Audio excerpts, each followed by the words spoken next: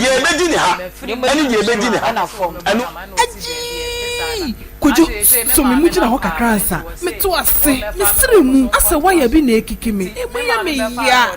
Asiatica any bone fracture no you duro power specialist herbal hospital Dr. Kosua Dua ya betlete sciatica entimi any bone fracture no mpemu yare power specialist herbal hospital ebe hwe me wahu entem kura one ma specialize wasa area ropa yare ba ko so ne saye omombre pa hepatitis B stroke diabetes akoma mu yare ahoro typhoid awo juso mu yare ni nyina power specialist herbal hospital koko wode abef mfidie be hwehwe mu yie ansa na wode mu nduro na nanam no akam Dr. Kosua Dua ya obatampa enum bo so nya de ne kura akra o kwabenya ACP road wasi power bus stop wo ho a kuma se o fa yiase woni Josbro filling station de hwani mu ena takra de so Anadi Estate Customs Road Ghana ha ba bi obi a wo bi amfre 0244 54 44 22 and 0200 38 31 power specialist herbal hospital hepatitis B ayare Sofia nkasa obepia nyumra obeba no na obedi nechi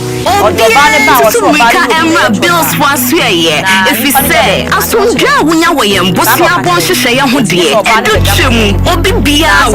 Any to make dear Biara woody. Bills will be given out. Moon here, Susan. Moon here, Akua. National ID card. Ain't it to me? Can I say it was 0302 200 390 and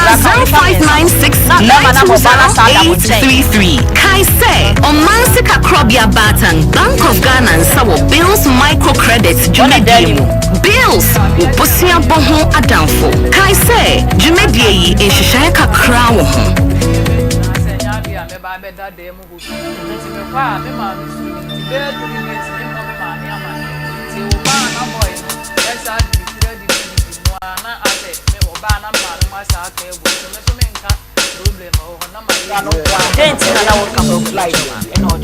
na moment yan mo tense na side chick no age limit wo mo ada mo bone charge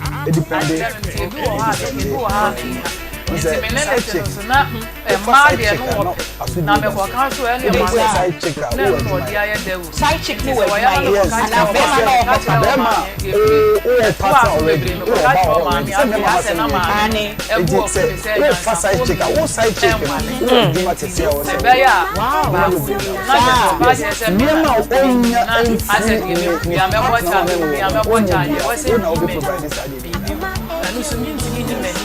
it is psychic gear. So yes, okay, mommy, put him one year and over here.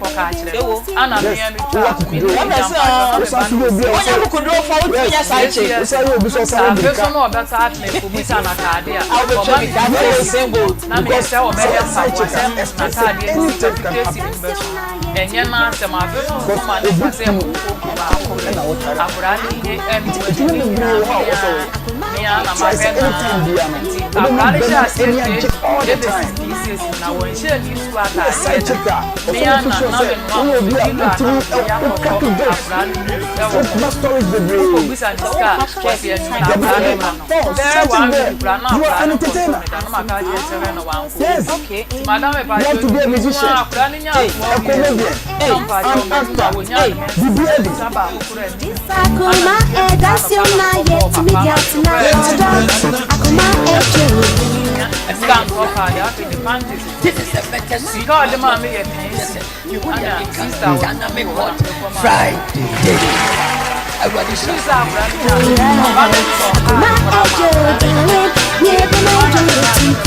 oh, I thought that was Akua Miss Alfono, the soft ladies, meaning Fono, so the gentlemen. The baby, now no zenzen. I can cry now, walk at 30. Uncle Bob say, the mob sound zero. Your baby, you saw on page my Thank God it's Friday. And upon Waka, was a fantastic, fabulous, fantabruta, BBF Friday. And then a sweet Friday. This is a better sweet, my brother. And no, fantabulous Friday. Friday. Yama nyina ha ma mo akwaba ede aba Akoma 87.9 FM so wo asante mantem kropon kumase asokwa yene city mo no ene hye animu yedam so ewo onua TV wo baby a wo hwe yen bia na channel so ese yedam live wo Facebook eye Akoma 87.9 FM comment like na share na afen so kwa YouTube one so a eno so eye Akoma 87.9 FM sanso na akwa TikTok so a eno so eye Akoma 879 FM 879 FM Akoma TikTok de so eno no na awia yatna sede a na ene eye easy Friday ene eye easy Friday yaba ne de ne yaba ne akranti ye ne ma ye bewe ne ase no ne agya ho akọ ye prapra ya chi ye beba agedu ada ene nsam no se wantie bia wa ye wo ho empampi asem wo ye taika na ya ye kana goragoro so enti na de ye si nkonwa no na ya kyerɛkyerɛ mu aba mu akwase na obi age ne chefa e won nsem ni mu so wo ye for anasa wo ye against ye ba ye the topic no ebeto just see a na mo so mahu de eniema esi ekọ na ansa de ebehye dwumade no ase ede ama mo ne no mo sonfo eye me Akua Ofosuhemaa Boateng me se ya frem ye AWURAA na meje so me tena mu de ama me sister panin Beatrice Fiogabra aka Auntie B baby owo bi anyakopon ka ne ho na de wo ye nso enye nkunimdie ene animonyam ehye na yankọ enane nansa ye presentation e wo fi ha sei ni nyina eye akoda muhiba wanya holy heart ye koye ne surgery e wo India man mu na ye de to manim sra mo samonya ya dom na ye keka yensa ase empe kakra fama no mommu anti ye nya 36,000 Ghana cedis 36,000 Ghana cedis it is kano 360 million e de ama ne maame Aisha say one fashion process na say enson ye nuru ba bia sika ye pe no ye nya numu fa nanso ye wogidie mapase moka ho yidie ebewie peye na yenkọ ebia na no wan hwe bi enti yenkọ na yenhwese de esi call ye wo bra yankasa ye manager ora Ransford Asare any accountant any afemi producer na nabila accountant kantanka wa mu gina mu e present check no e de ma Aisha ene ne ba Muhib ebusiafo ye be Akoma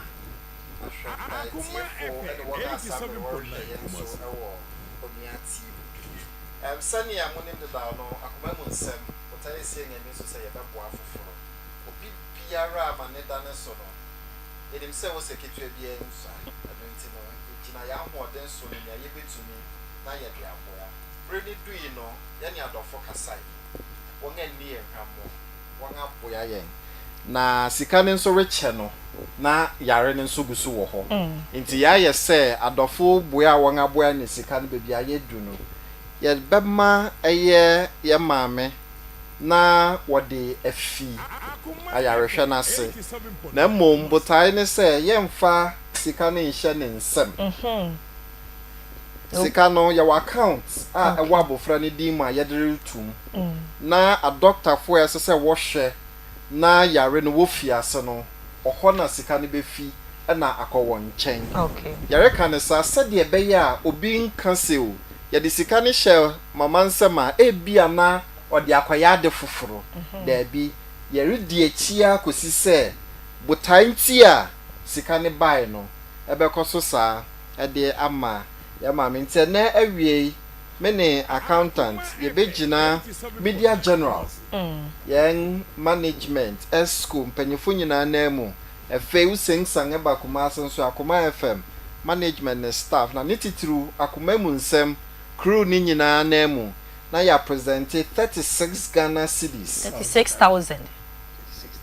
36,000 Ghana cedis ede ama eye ye ma minisi mia yensa aka ana yedere mawi nia ebedi echi beba nso no ye besanga ba ha biom na ya sang de nyina ede abeka ho ede ama nti wei ana Akoma mu nsem nyina yedere mawi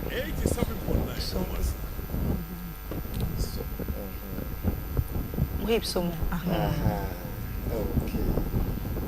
okay nti presentation na eguso no nti wo eye onua TV so a wo say ye ne fefe ede amamo accountant na gina me nifa so yi manager so enie Aisha ene ne ba Muhib ena producer champion producer papa na Nabila Kantanka ebusia panyi wafa wono so ene gina mo no nti ya ma no ayefe 36000 Ghana cedis ena emprempre ya ye de ato account nim say Aisha 150 process no na bibia e wose wo ye na nimwanimu ye bia no wo monye na yegusu aye nim se adofo atiefo anyankropon ahira mo de kakran no bepsa ba na ya boaboa no sa de ama Aisha ama no de akowie mu na India no wo mo atimi atu akwantuo no mo atimi akoye surgery no e de ama Muhib ne sent presentation no e na ya ye ne kama pa enti Aisha wadaroma ya dani mu amma wo no ensan bai e na wo ka che etiefo ene ahwefo ene Akoma FM management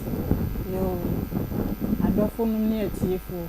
ma wone so kakra adofo ne etiefo ene adwuma wura ene staff so mo han mo ye adwuma nyina do bibia se me dagana mayase Akoma FM mo ye obi a mo ye mo kire wodo ba cho mi twi no mo kire wodo mo nimu so te Yankopon wonto adwuma no enko akirikiriji na ewe kese wo mi Yankopon ma mo nko ahoden wo onye musuo ni asan bia mfirim ema adwuma no nye kese obi bia oyi kituo kese o mi nkase esua because nkakran na ne ye koye ni mesremu a adofo no sika na omoje na eso se nyemu a me ba no ne nkwa entimi ensipi entimi nanu ukwada presentation ya manager gina mu na woye edema Muhib ene ne ma mesa mo fan starting process no surgery na yakoye ewo India ni process said ye be ya ye be hu de niam eko na de amanfo be sa dom ya dofo be sa de aka ho no ya sa dane mu ede amom na matimi de akohwe na pomuden ho nsam no ede amano na enanu ukwada kro no a case be fia sei no na eye asase a case na eye asase a case na eye asase case pa enya asem ketwa na Muhib number no ansa ne yebekọ ensam ne so no yemfa Muhib number no emfa entudwa yesremo ebi ana wutie yeyi ni wo TV ni so say ma wo share ye Facebook wo ma wo share no wutie no aka wakoma opese won so do taku sempoa ene dama ebe so ya sen ma ya gi Muhib enkwasi wo de manoa adaroma number bet me this can wa fast one eh 0530 507 849 0530 507 849 0530 0530 507 507 849 849 edi ebeba no eye James Agbolevo Akoma FM esoso James Agbolevo Akoma FM mwadaro made obenya bia fadom ye na yanka ni nyina mom emfa enje Muhib enkwa enfensi we san so bia ni ho a oni mobrempon na hyase na asade na mediki aka no ena no da ye asase ho nsem ukuada no ye asase ho nsem ewo fidie mu asei ema ho nsem kura mpo wi ase nipa ye frɛ no a ye beka ne se ye accused no wodwane wa homa ne so so the phone comment wura say no no akura ne gina so a what this say ye na ye frɛ no na kire wa amfa biem na ensem no update aba ma me komi producer ho na onfa emu nsem ema ye ne ba bia wadi akire e de akodu no onfa enso ye nim nana wofa akuma Ofa se papa bi ahofedua be me na atia donko nana bila wa bia bokode adom na so ayaka akuma ne ka ho nyesa on be ka se maka se wa nkofo am de frɛ o so de o me ofa so ntimi nyame akuma ma ne nana pomwe Ewrade adom ahode wo ho ya da yesu ase ya kan se guso bo ho mpa ya be fa na me ne boafo yo ewra me da sipi yetiefo be kaya ani ahwefo nyina nansane ne eye wukuada no sani ye di kan mu mate se wukuada bia ye yesu wo se ye dwumadie so no yɛbɛka asase ho asɛm yɛwɔ hemfoa ne ondi dwuma yɛwɔ lands commission ne obi o twa ka wa asase ho bia na afi wɔn nso a watɔ asase ho aba asɛm obi wɔ hɔ no mu a na asase ɔkɔtɔ yɛ ɔhene koro no kora saa atɔ ama nipa foforɔ ama akɔ nsɛm bebree ni saa nneɛma no ɛno ɛna yɛyɛ so sɛ okura da bia bɛhwɛ ne saa nsiesie no etimi akɔso ama yie etimi atɔ yie sɛnea naano yɛwura atwomafo ase hene betena ha ɔkyerɛ mu ma yɛte sɛ asante mantam ha wɔhene bi ani asase sase wɔ ha nyinaa yɛ koro bi asante kɔtɔkɔ hene dia ɛna wɔyiyi na brempɔn ne na man hene so mo nhwɛ so na man hene ne abrempɔn so sanse ɔmo ase trenti ɔmo so abobɔ adikurofo sɛ mo so mo hwɛ nsase no ma yɛn ti adikurofo bu akonta ɛde kyerɛ wɔn wuranom ɛyɛ abrempɔn ɛne aman hene na aman hene so bu akonta ɛde akyerɛ yɛ wura koro bi asante kɔtɔkɔ hene asɛm esi wɔ asase ho ne sɛ ɛhyɛ dukura ase adukuro aeroporto ɛde ma ne wura brempɔn anaasɛ man hene no na man hene no to ho anamɔ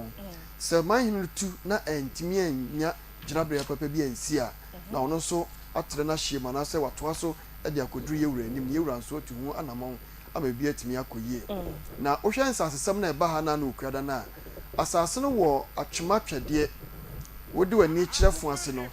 say assembly no wotena twede ko no kakra assembly no ho na wo assembly no achi kakra asase no ho na da ansa na wakro so akosi twede fo ase so okay na saa asase no na ho nsem akɔba say manhia hene say eya ne dia okay to ase hene say eya ne dia fo ase hene so ase eya ne dia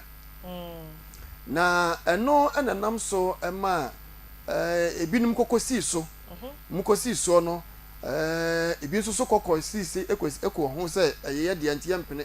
ɛho nsɛm no nam so mekɔkɔ pie yɛwura anim sɛ ne nano yɛ ne fo ase hene ka sɛ ɔkyerɛkyerɛ mu no sɛ to ase hene kɔ bɔ di kuro wɔ hɔ ɛma ɔde dwato akɔsi yɛwura so fo ase hene ɛma yɛwura so ɛyɛ no ɛsɛ saade a di kuro sɛ ma ɔde ani o monten kɔta nti yɛwura hyɛ to ase hene ɛma di kuro kura na ɔbɔ no oyi na kunya no na sɛ ɔtwe san yɛ nti ọma ono ankasa ekokoye nkaibo anasa announcement ekyere nkura ewo ho no ye fo ase ne twede nyina se ọma odi kuro bia woni di kuro bia wo ho no nti wayi ne ho afrim se ye mo odi kuro ne se kuro no asase na da ho no ye ni di kuro hwe so dia na hye ohene bi ase na saa hemfo na hye omu ase no eno ne eye manhia hene fo ase hene na afi to ase ne ese asem no abegyina won so a obi sere ka se asase ne dia na yewura agi asem no se omumma asase ne na ne baabi na won toro bo ase ne hwehwe mu na baabi eda no onfa nto ode to ho wi a wo eba beto wo de so no na se wo na otira yeyie asase ne ye wo de na anam eso otu no otu afa na eno na ani na enu ani na nsa kro bia sante kotoko hina asem no nya ntena so mpo no kofo bia si akira asase no omu dia yom business a omu tonton di me no ka say ye program ni wie okuada no ebesi na ya hwehwe mu kakra me no ka say asase no ekeka akobesa hanan ai plot makoma ko ba hanan ai wo twetwa aton anko fogusu ye adwuma den enti yewura eyi nifa fekuo say asase no ho asem no ode ahye wonsanti na naboache yam ye kwantakase hene na naboache yam bebi o na da fekuo na na se bejokuo na ehwe asase no wasmaka no oda wa no okay enti asam na nkasa wo yewura animu a yewura onyantena so na ohwe de ye nuanom ba betena ho bekan na ndese se adwuma no gu so a ekoso obra yewura kasa obi amfiri so na eno ma enam so ma yenso yenhwehwemu kakra ye ne anam otu ye ne hu se 87 sabi ese petemu asase bi eni we da hokwa enti asase no wo ho na se nipa bi yeso adwuma a tumi be na nipa nya ya oda kogina so yeso adwuma ti bia na obi ehye baabi a ota sankofo na chi omude yes ade no me no ka say asam no ewo aya operation nsem ukọ asokwa divisional mamenchia yewura chief supo enese champon ono na ye divisional commander na fe yewura DCOP abrokwa oso na ye regional police commander omunyina asem na ewumanim okay na de ya na ya reho ewo ho ne se ya nti amasa abremete ha a meka say eye land guard fo a egu asase no sese omo de landguard for na ebo ban wo landguard de guasa no so na che se ho ye military camp mu ye training landguard eduru kumase me na me ka kire ho landguard eduru kumase atwema twede fo ase asase ye ka ho asemi kane no na ka ho oden no ye nante na eko ene ka abunti obi ekọ ba bi opeka enya asemi akiri bia na me ka twede fo ase ye ya landguard de guasa no so no me se ho che military camp ahwehwe mu amaye kire se ohin pon bi kura ya nana boachi ansa nana boachi yam ye kwantakase hine esuma no se wonkɔhwe asase so na se nia nia masi konfa ho ayi emuaye mre no no nyame anfafi anka bi akade to no nkanye anunti ya wia we ya Akoma FM ni Onua TV ye dwumadi a ye di no adwada kosi fiada ya tena se no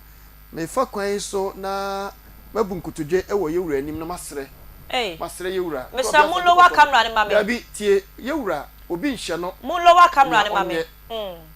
krobia sante koto ni kro nie na sase nie ye ope na woye na eyesre na me fa Akoma na wadaroma me bo ani diem ka hwe camera ni mu ha mate miwura odaroma onana igina wanim a mabu nkotodwe a mesre wo omo se hwa ha odafo boa yen twade ne fo asidie ntia mani abre assembly ho nsem enipa wi assembly ho nsem enipa wi ano kura besi nne no enhye den twa papa asase ye ka ho asem ye nso wo twade ne fo asentem me no ka sei wo ka ya na no ye bie phone line no oba bi friend se ba bia asase ne wo no wo mo fo ho mpo wo ntimi nkwa afum ti so maka fie enam landguard fo nti senyame anfa fie na ochina ye beda benyane nese obi se wokoye mema asemo a asembo ne beto no na akwa koye oyenni ti yesre yewura se twede fu ase kofi kromo asase no ho asem se ne ahya ase epagaba no yewura adawroma awonani mawura sre no se anamo bia nadom opeso tufa ho no ontu ntam so na ya nhwe ya de ekoso no daache na ya ntia sempa emfiri atwema twede ene fo ase kofi kromo asase no me no ka se na no se otie ya fo ase hene kan se to ase hene sembi ekoso nti mu chini dwedua ma dwanse bi ni adade ben to ase hene ya brempon ohenka se pa nti se koba so himpon se ho aka wa himfie e wa asase we ho a na se ya asem hia e ya ne bresem me no ka say fo ase hene so ya brempon me hia hene so ya brempon abrempon fo me yensa na hia asase ba ko nanka bibia beto din wo bra yewura akasa no nipa kura wakosi akire aye no ho sense ye ni na all sign niema no wona ko fanse mu nyina aba dano abranche betena okan o kire ye ne medodo a o makotu agukwa anka dodo mo ma bi betena kan o mususu afuo bode ne ho banche ne ade o makotu agu te sasa so masisu o mu eye so adwumako ti bibia be hia no kwan so bia se ye koko se ye banche se ye aburo ye twitwa asase ne aton nipa no ye hwan nti yesre yewura na dawroma ono na santimo masase ye ne dia ni obeka ene wo mu nti yewura yesre no nia ekoso no bi obi amo na mane e fa Onua TV ni Akoma FM so abona mane se langasa eguasa ase ne so no me se ho che military camp me nim sa langas de anke ka ye nkran ne ye ka asem se langas fo won nkran yo ne yewura no sa de ba kwa se enano a obekọ no obekọ abrochi no langard ho asem no ka so wo kwa aba na obitu ho anamo e na okoba na Cape Coast man hene ne dwumadie nti se wakwa aba nti afa na ne hihye bia no oba betorobo ase na waye na de nkofo na hya ase ye ho no se yan ka bibi anche yewura ne ekoso a bia na kofa sembo ne aba nti esre na dawroma yewura manwasi pia Nana Bila Kantan Kami executive producer ena motene kan we ye feedbacker wode amaye nanu wukwada ensa sesamwa yetena so no eno ho nsam bi ena wade akire de wakodu no wode adan ye yesre pa se eni diemu ni ahobrase mu se de Nana Bila ka no yesre opem so wadaroma eni diemu na waye hu bibi ede amaye na nyankropon ya domo a on the 21st September memenda ebei na awotwe dwumadie sonko dwumadie kese dwumadie bonfrete dwumadie boyi dwumadie tia pakamu na ya hyehye ede ebremo wei eye apomuden ho ensem eye apomuden ho ensem empempi ma me ne papa yare a na mafa omo Ghana ka ne say health insurance na omo de kwa yare sabia won fa ne banko review ni bi da what was wo ne de pese me kwa check up won fa ne banko bi da ono de o ma ne bag so anu wo kwa review o ma ne bag so anu wo kwa check up eno ne ye ka kire wo se oba no so o ye ne dan da bia wo kwa no wo ja ne ho wo de akra be ko hospital agisa akra ne sura ka no memamro gisa akoda na jale yale emu ode o ya hye nyeye ansa na watu ayaresabia ho anamon ne senti yatena asia na yese dabi yema no enyansa ocheman yema ne nsai ne senti Akoma FM yane Pediatric Society of Ghana Ashanti branch ena kwamfanochi aban yaresabia yakabomu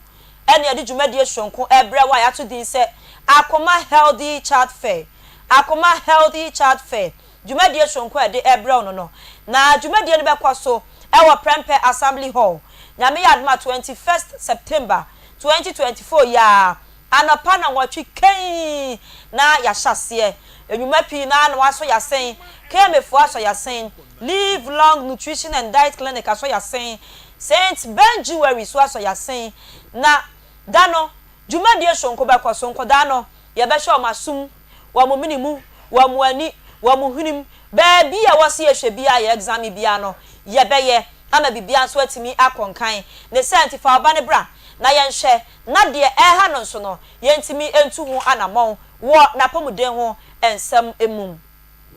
enu achi ye bema no psychiatric examinations ye be hwehwe na adwimu ama no ye be hwehwe tesenete bia mu ama no akoda bi wo ma no ni so hwehwe echemeto on the cohort ne senti yenye bia ame bede na ni so ahwe bekom na sabio na adwene ne ho yaka enti doctors ne say oba ye be hwe na ni mu animu ya ne asoso ano asia no ekwan sade ye be ya daachi bi no sabi enkwate mfaso ema no enkwapa entuma emfangu nutritional assessment dia wasa ode man kwada ne die ni so mu die nyina ye be kire mo na hye ne so se eda no awofo nso mu benya mo chefa enkire mapa ade kire mapa be boa mama timi ahwe nkwada ne yie ewo mo fiefie mu no ni nyina be koso enam sa ye yisu aka ho bi ama dokota pani a wodi dwumadie ya nim na wodi ni dwuma ewo konfanochi aban ayaresabia Dr. Kesewa Kese wodi nsamo atudwa yanko na yentie bibra.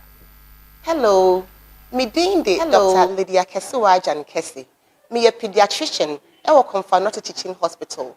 On the 21st of September 2024, yetosa efre awufo nyina se omfa woma Embra Prempe Assembly Hall na ye Healthy Child Fair Akoma FM and Pediatric Society of Ghana Ashanti branch dwumadie sonko a ye de egu akwam ama emmofra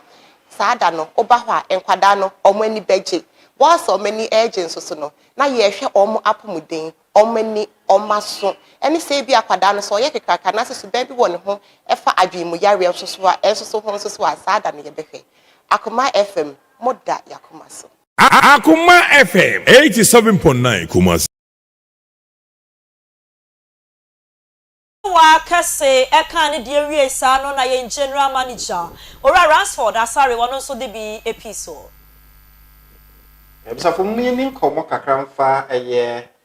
Akoma 87.9 FM Healthy Child Fair Erebasono. Akoma 87.9 FM any Pediatric Society of Ghana Kumasi branch and the Konfanochi Teaching Hospital. Ye did you maybe rebra that to the day Healthy Child Fair, but I need say I am paying penny who sounds an abo fry that require sabia need be no one who said no hundred door no and say I send ya on tiapo be nemo ye who said mo fram be brian casanso or one tiapon so I had not a shiny pedianim and unti any I send me and doma 21st September 2024 ya ewo eye Prempe Assembly Hall ye nyina ya wihia na mofre biara oya abofra modern number ho ya wa doctor for ekukuda ma worba be hwe won fi yare bia eka mofra enenia ampo wa twene mpo ma so ya no nyina ya be hwe na eduru bia nso a eye no yɛde ama ɛyɛ awofo no wɔn ehu ekwan a wɔbɛfa so ɛde ama mmɔfra no ebiom ɛbɛ ennuan so a wɔdi ne adeɛ ho hia sa abɔfra no bɛhu aduan a ohia na watumi enyin fɛw so na wo ɔwofo no ankasa nso no wo koma ato yɛ mɛno nti na me yɛ adom a 21st September ɛwɔ Prempeh Assembly Hall hyia yɛn Kumasi ha yɛ a na yɛne mmɔfra no nyinaa yɛmfa ayarehwɛ ɛmfa ɛmmerɛw saa nso na awofo no nso no yɛnya wo mu nea ayɛ ne sɛ wodu hɔ nom a yare ahoro bia ɛtan so ha wo mpanimfo no ɛno nso bɛnya akwanya na yɛahwɛ na bibia atumi akɔnkan ɛde ama maka ne sɛ awie nde na menim sɛ nyame yɛ adom a yɛrehyia 21st September 2024 ɛwɔ Prempeh Assembly Hall so woyɛ adwuma bia nso na ɛfa mmɔfra ho na pɛ sɛ wo ne yɛdi nkɔmmɔ ɛsiane sɛ mmɔfra ba bɛhyia na awofo nso rebaabi ndia frɛ 020-911-9090 020-911-9090 ne yɛne wo ni nkɔmmɔ na menim sɛ ɛbɛyɛ mfasode ama kai na hu sɛ Akoma 87.9 FM yɛsɛ woda yɛn Akoma so Akoma FM 87.9 Kumasi.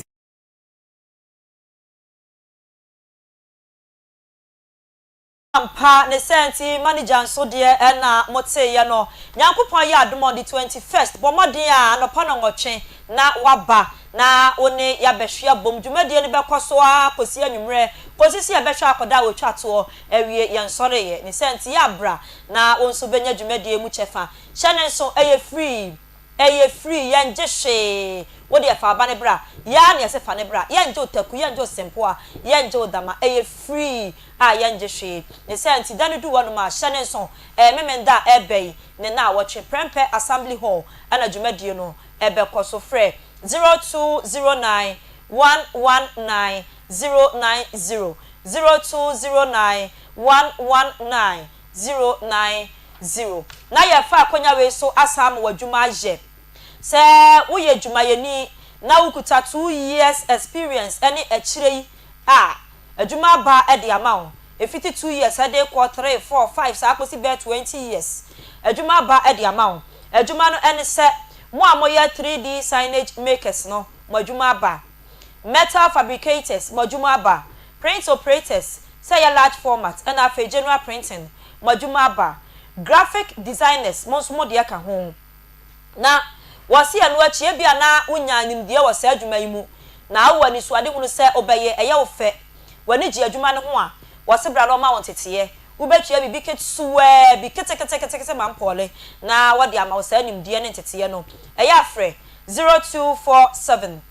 013561 na opanyin no nje wo so na wone wo enko monim 3P garlic mixture ya dupa piwak natural health services for ena de aba na unya dupa bi no beboa wo na atunya lo wapi no ase ama o de di nkan ebeboa na boost immune system no afei wo blood pressure ne so ekosoro no eno so be ya fi wo menstrual pains ena etete wo a wa dupa no eye 3P garlic mixture wa ya kase amro so opese oso tie wa ya enye ye wa duoni wa enyoduya ya de stroke aka wato wo no per 3P garlic mixture ni binom na animu ya no eni wakagina mu asthma entehye wa ya de obi sme de eyabusuya ya de eba ye mfie be ya duoni ni me na saa na ye no wodi ko owuom me ma me saa na ye no wo so aka da mu da bi ema asthma ya de emfa wo ento na nanom ewo ense do wo bra 3P garlic mixture ewo ho ne senti gibinom wa ojonso antentem so wa duoni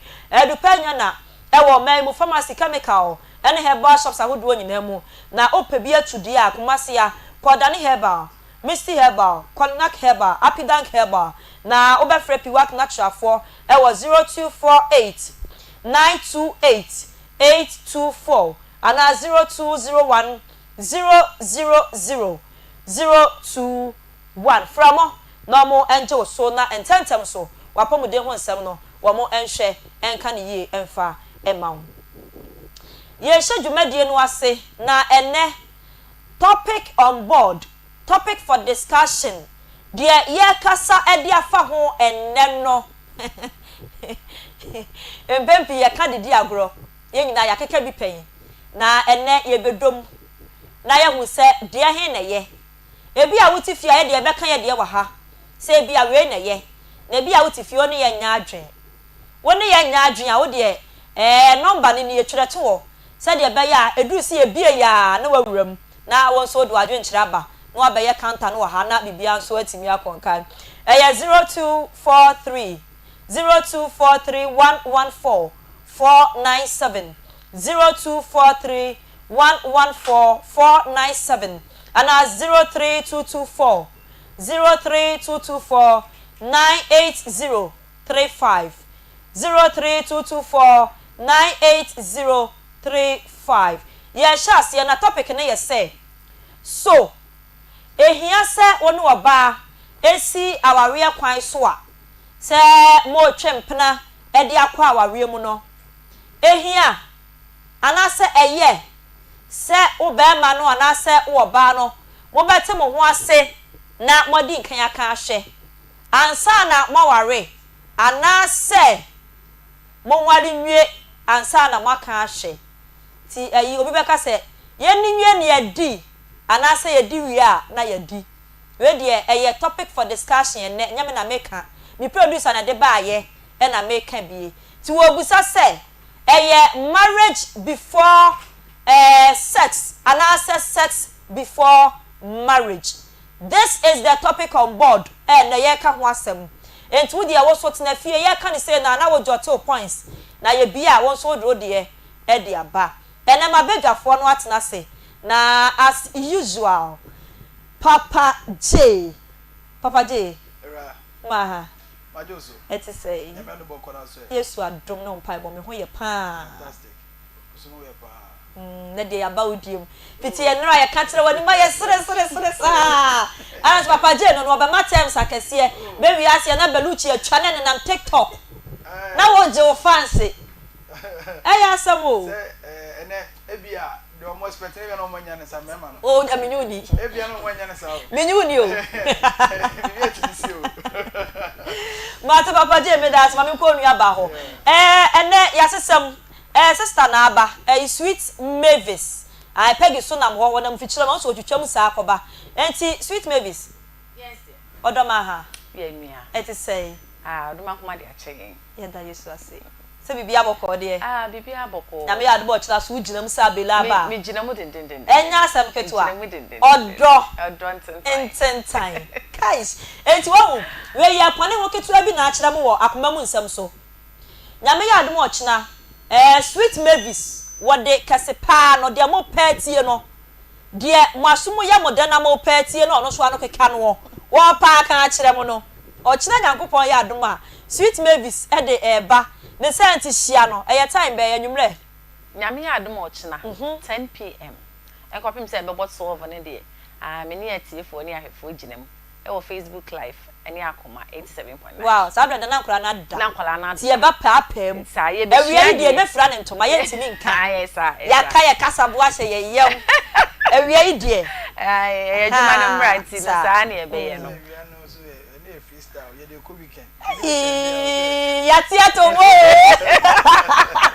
ba nyambo ochina de na je se na ya salakatema Friday bibia ti misi efi ada so ye ntufo wonsa aha ti Mavis fa wo de ani wom na yonko nyame adoma wo china ye lunch odontenta we luncheon ye program na atiefo nim se e wo hodada na se de na anom be kan ne kosiesie ye ho kakra ne ye ba nti ye ba ne vim so nyame adoma wo china ye luncheon of odontenta wow e china ye ginam from 10 to 12 na ya lunch program no na nyame bo next week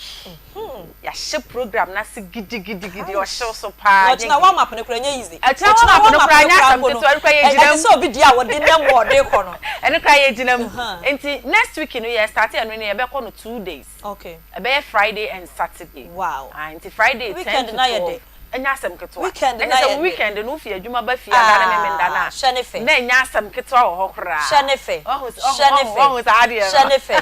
shenefe enti enye easy nyame adom ochina de ye re luncheon ye lunch program no na ya ka che ye tiefo ne ahwefo say next week ye start program no Friday and Saturday gidi kura okay maybe see me that say ti sweet maybe see nyame adom a ochina anwumre no ndu no hia no kosi se dum yenu anadwo no bebo sa abra na nkoda ni nyina da de waso wona no de eya pe aha na wa ye yi na ye yi na ontimi na muntie ni yie na momfa embo mo ho brenti mo da mo pani finfin ho momfa radio no enfensin finfin na momfa nto Akoma 87.9 FM so na muntie nsemu a Mavis ni na pamfo na bedwafo no ebeba abamu ede ama mo natimi aboa ama ware no atimi agina na aso na ye kama pa ne senti yes ladies first amiko Mavis ho na ene asemu edaba maso no onhye ne dia se enfenfio Mavis sex before marriage and after marriage after sex before sex sorry it is sex maybe sex before and after marriage okay asamne de asa watu me atwenu asa de wafufuto no hwe enwu aguso ne de mu a ha se se de am oku aye nkatenkwan ene ne sa medasi me chiati efo nyina asoso asem we no ya na very complicated my young youth no because obi be ka che say na de na me kotoka na be ka che me say ma me ntwi ka na nhwe ka na ho de nyansa na matoka no be de na ye possible enti no ene young youth die nyame enim nu nukre nie metimi akase be 2% pe na be ka say e be ye married before sex because ono ne na wa hia wono kra no o pa hwenuoma bi ewom ene ade ena ya na mma no ye problem cry ewom ne say e bi a wo oba no o problem a be wo mu ane say bi a wo yare ene ne be ha be ma no after that no be ma ebetimi aba say be ma no ebi kura na ne hu ni ho ebi kura wo mo enti sa wan hwe sa ade we nyina na kotom say kim na ware ne baso a ukoja ware so e be ka say oba ye woni suban okay no akoja aware ena maka na ma ya na problem kakra wo ha ne se obeka se bi oba na oyare ena enye mede ntimi nkan se bebre but yare te se ma yare ena bia ya na problem pa wo e ma ye side award ye ware wi ye betimi ahwehwehwe nyome but we ware be ma bi be wie no na nyame enum no kure na de no kure nsore enti se begin no se wan hwe na wo ka se wo kotia to mu ansana wahwa o wie na akọ wie abede enti ye youth pa die ai ma nya easy so obi be ka say obetoka na wie ansa na watwi o enye easy mema na omunim e dance dia omunim dada enye easy say dey papa dey hwe me no me hu ne line no but me nim say yes na tie mema be 2% be e dey be ka cha say o ma me wo de enya hwe nya me som kakra nti no me yen ware ansa na ya hwe na nya sa pa dia 21st century no enya ize ono show enna ni chine ya akra no yenko date no kra no pa ya dada enti ti nya de so obetwen say yen date for be a 6 months 1 year 2 years kro we mu me my we mu me nya sure intense me nya sure intense debi intense debi enti wo de wugina mu asenka e wasa yetimi hwehwe nyoma bi ani so ansa because why hwehwe nyoma bi ani so na wari wie na akoda enye wolaya why wari ya wie wo tena ho for the rest of your life na on say maybe say hwehwe ni say bia wo ka hwe nso na ebia car no gina na so engine ye adwuma bibia ye adwuma na ekono na eco break it down wa machine bibia timisi e wono nso eno nso ya asem foforo ubetimi akasa won sonso hwe ubekom no susu a enso machine we break it down no susu ubetimi agya ho akọ enti won ka say bia wo so hwe na say bia ekoda ni mu a na machine na ko break it down ti no agya ho de wan so ahwe o de obeso ahwe o machine timi break it down machine timi break it down enti so hwe o wan so hwe o eye machine nko ade ebetimi break it down anytime bia ebetimi agya kwan so na nsa na eja kwan so ma wo so agya ho ana eja kwan so a wo besi Africa ebi wo ho eja kwan so a wo siesie yeye utimi gira ho me siesie car no na watenam na asan de wo ko ebi so ha wo gina ho abo se emfa na wo se wo peka afoforo na akọ be esa me na ebi wo gira car no sa abo se drive wo fa ha enye yie wo fetire ne ha enye yie we yen say enye yie dia no waste time e wo say wo to aso na wo ko wani samu sa because o ka say wo tena ho a o ha betena ho ama wade papa bi so wo wani na woni otwen Akoma o wanya mi na mi ni otwara Akoma the entire youth na yaba no ye ni sa atwen ho pa se car ne beja me kwan mu na mete ho se me twen se driver ne mfrɛ fitani mfe bia ye kobogo so na akogya ye o ye friend say baby ani ye se yo frɛ fitani fi kuma asembara na me da so gina ho twen me kokora sa na akoye o fa foforo ato aso na sa me to aso komani na so ne na ekọ me ne na ekọ enso baby aduro no wo we time wo twentwem me made pa bia e bia na de papa bi wo mani mo twem me no waste me time me gina ho sa me hu de ekọ bia enti wo se me to aso komani enti enye ye na wo be ye no na be ma nipa no odo akosie ye e bia nipa no wonye but mfimfim wo be betimi egu me ni wo bi aware as a virgin but wo aware na egu wo gidi se de enti na ma na egu na me ka no nti se ye nti ase mu se ye enemu asemu se ye de egu but wan so anhwe nso so anhwe nti no de anything can happen nti e be best say wo be so ahwe hu se kai me ka de mbeko ni so that me twi a me careful okay sweet mavis na wode ne de akoguo no nti ye koye besa aba ne ho ti won kwaso anjenjen de obeka no ho na yenko fireman ho yenko fireman omnizo no de onya ka na je se mo ne age so obeka mo o se na betimi adane ene moto wa no wa yimusulia na mo ababia mo hye senke beko no amfa wo na mo ajemani so enti papa j enti we de yemusa sex before and after marriage Mamili can cheer more share no say this issue e bia so only make sure baby this uncle mo we are can be home stance pa de bia because me share nyankopon a one question pe na me bisa na me ye nyame boy e bia ye but ade ba ko pe na chire madwene pa sa ade ba ko pe ene say bema e fa oba no tifika say oba no menene ekoda ye no me ankoye enti menene ntina bio na wafa ni wadi na wasako fa oba foforo na oba we ni de wafa feeling kwa na wasako fa foforo no so obetimi akọ na wakaka say oh menene ko ye no ayeye na apa bibi di ahye nti emi yapa say mavis e kan semwe na oba wo simple ati adawila so be kasa atwi mema nanim ama mo jani nsem hunu na omudi no kwantimi anya den anka oba enye gobe dabi oba anya katenkwan oba anya bankwan oba anya fried rice na jollof rice na wakwa akoka hwe na wajesu akoka se me kwa akofa foforo oba anya ka na wakwa to se me kwa akotry na uwie a wadi abasa me kwa ye no engine no overheat eti me ba be jesi wo enu na dem mema ni bitirimu a edi etirimu dem a ye de aboye ho asafo hene a ye fa madu stage bi a obi no obi atena 8 years 15 years 6 years 2 years 4 years no jai no ba fo ba hofro Mr. Dino o study why o medicine na ko o medicine na wo ka no so ye de ahye etirimu ma ayeye de medicine school no fo ba no no ko odina kwa no jai no depression high fever confusion a big cause disaster. Oh. Ntane wa nyina wo. Etimi de me pin so from day one e de babesi ne all because of niam say bema o proba you're very careful. Sure. Know what you want. Ye nim ye pe. Enu ti de oba bia bema no oba na sabe ne to de ya ne fe o hu ne to no shape no say a round shape say a shape say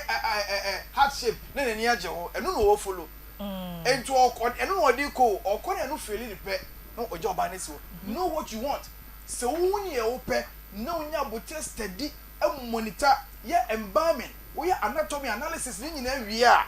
wo say de me pe no eno ni we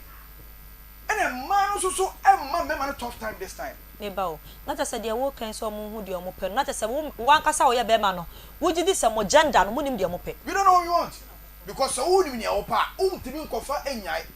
because before say okofa ade no also who ni ha wale necessity and not necessarily say oni oba ne kwa dancer and a man so ne massa chance because bema bi ope no o ka je say yeme ho ade ansa o be pre no ho no aye I'm telling you. We shall bar no penal. No fee so bar our qualities are winning now.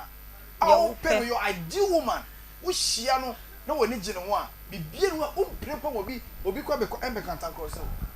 But more man, you have to beat more. No more Gemma beam in your room. Akwa say a daddy of pancano. What be no rim?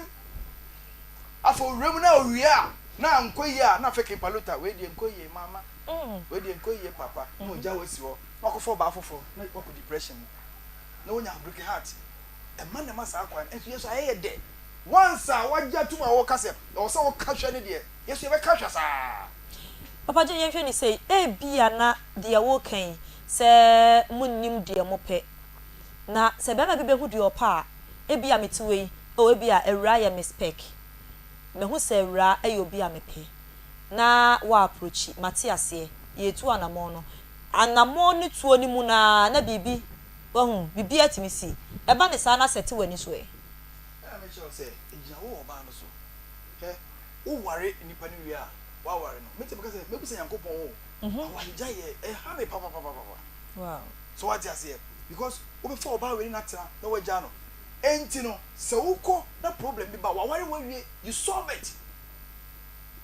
just solve it na hu de ya solve so anye anti bi bible cracker says so obi ko hia oba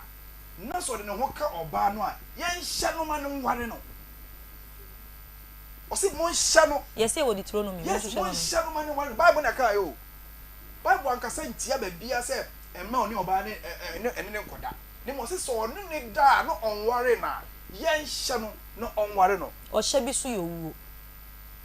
bible na ka o me se o hye bi nso eyowu bible na ka but o hye bi nso yowu wa hye wa fa odie papa no o hye no o kwa awawe ni mu no ekoye wuwo nkwanta de ama no mama ka bia cho era and because say know what you want so hu ne opa aware ni say anasa relationship ni say baby ko boni o things can go wrong but bi betimi akobone a mo ankasa betimi ahwe asolve ye nya bote antwetwem anhye ni ene yakoma ye den ebe movie nyakopo bo wiase no bo biare de obi akoma enti say compatible no utimi hye obi a mo ye compatible say compatibleness nya be mu a and it's a problem about but eba you can be able to curve it no more sustaining relationship when I say marriage no okay but about anyway obi a wadwen ode ko oba na iko no ohu be ma no ma men kan quotation na na bila de mi si mi di na chi a wo se di Deuteronomy says that also wo producers mi di wa chi a wo se di Deuteronomy sad ya no cry Exodus abusia for yan kan Exodus 22 verse 16 to 17 me kan or see if a man seduces a virgin who is not engaged to be married and sleeps with her, he must pay the marriage price and marry her. If her father absolutely refuses to give her away, the man must still pay the marriage price for virgins. So what really can any amount for breaking virgin for more call them ya. We quite a virgin do you. Not just say was papa de ma waware na wuchia ni tirinsa empo ne papa ka say on fa ne ma waware a wuchia say enwe na wo ye ne tikani so e compulsory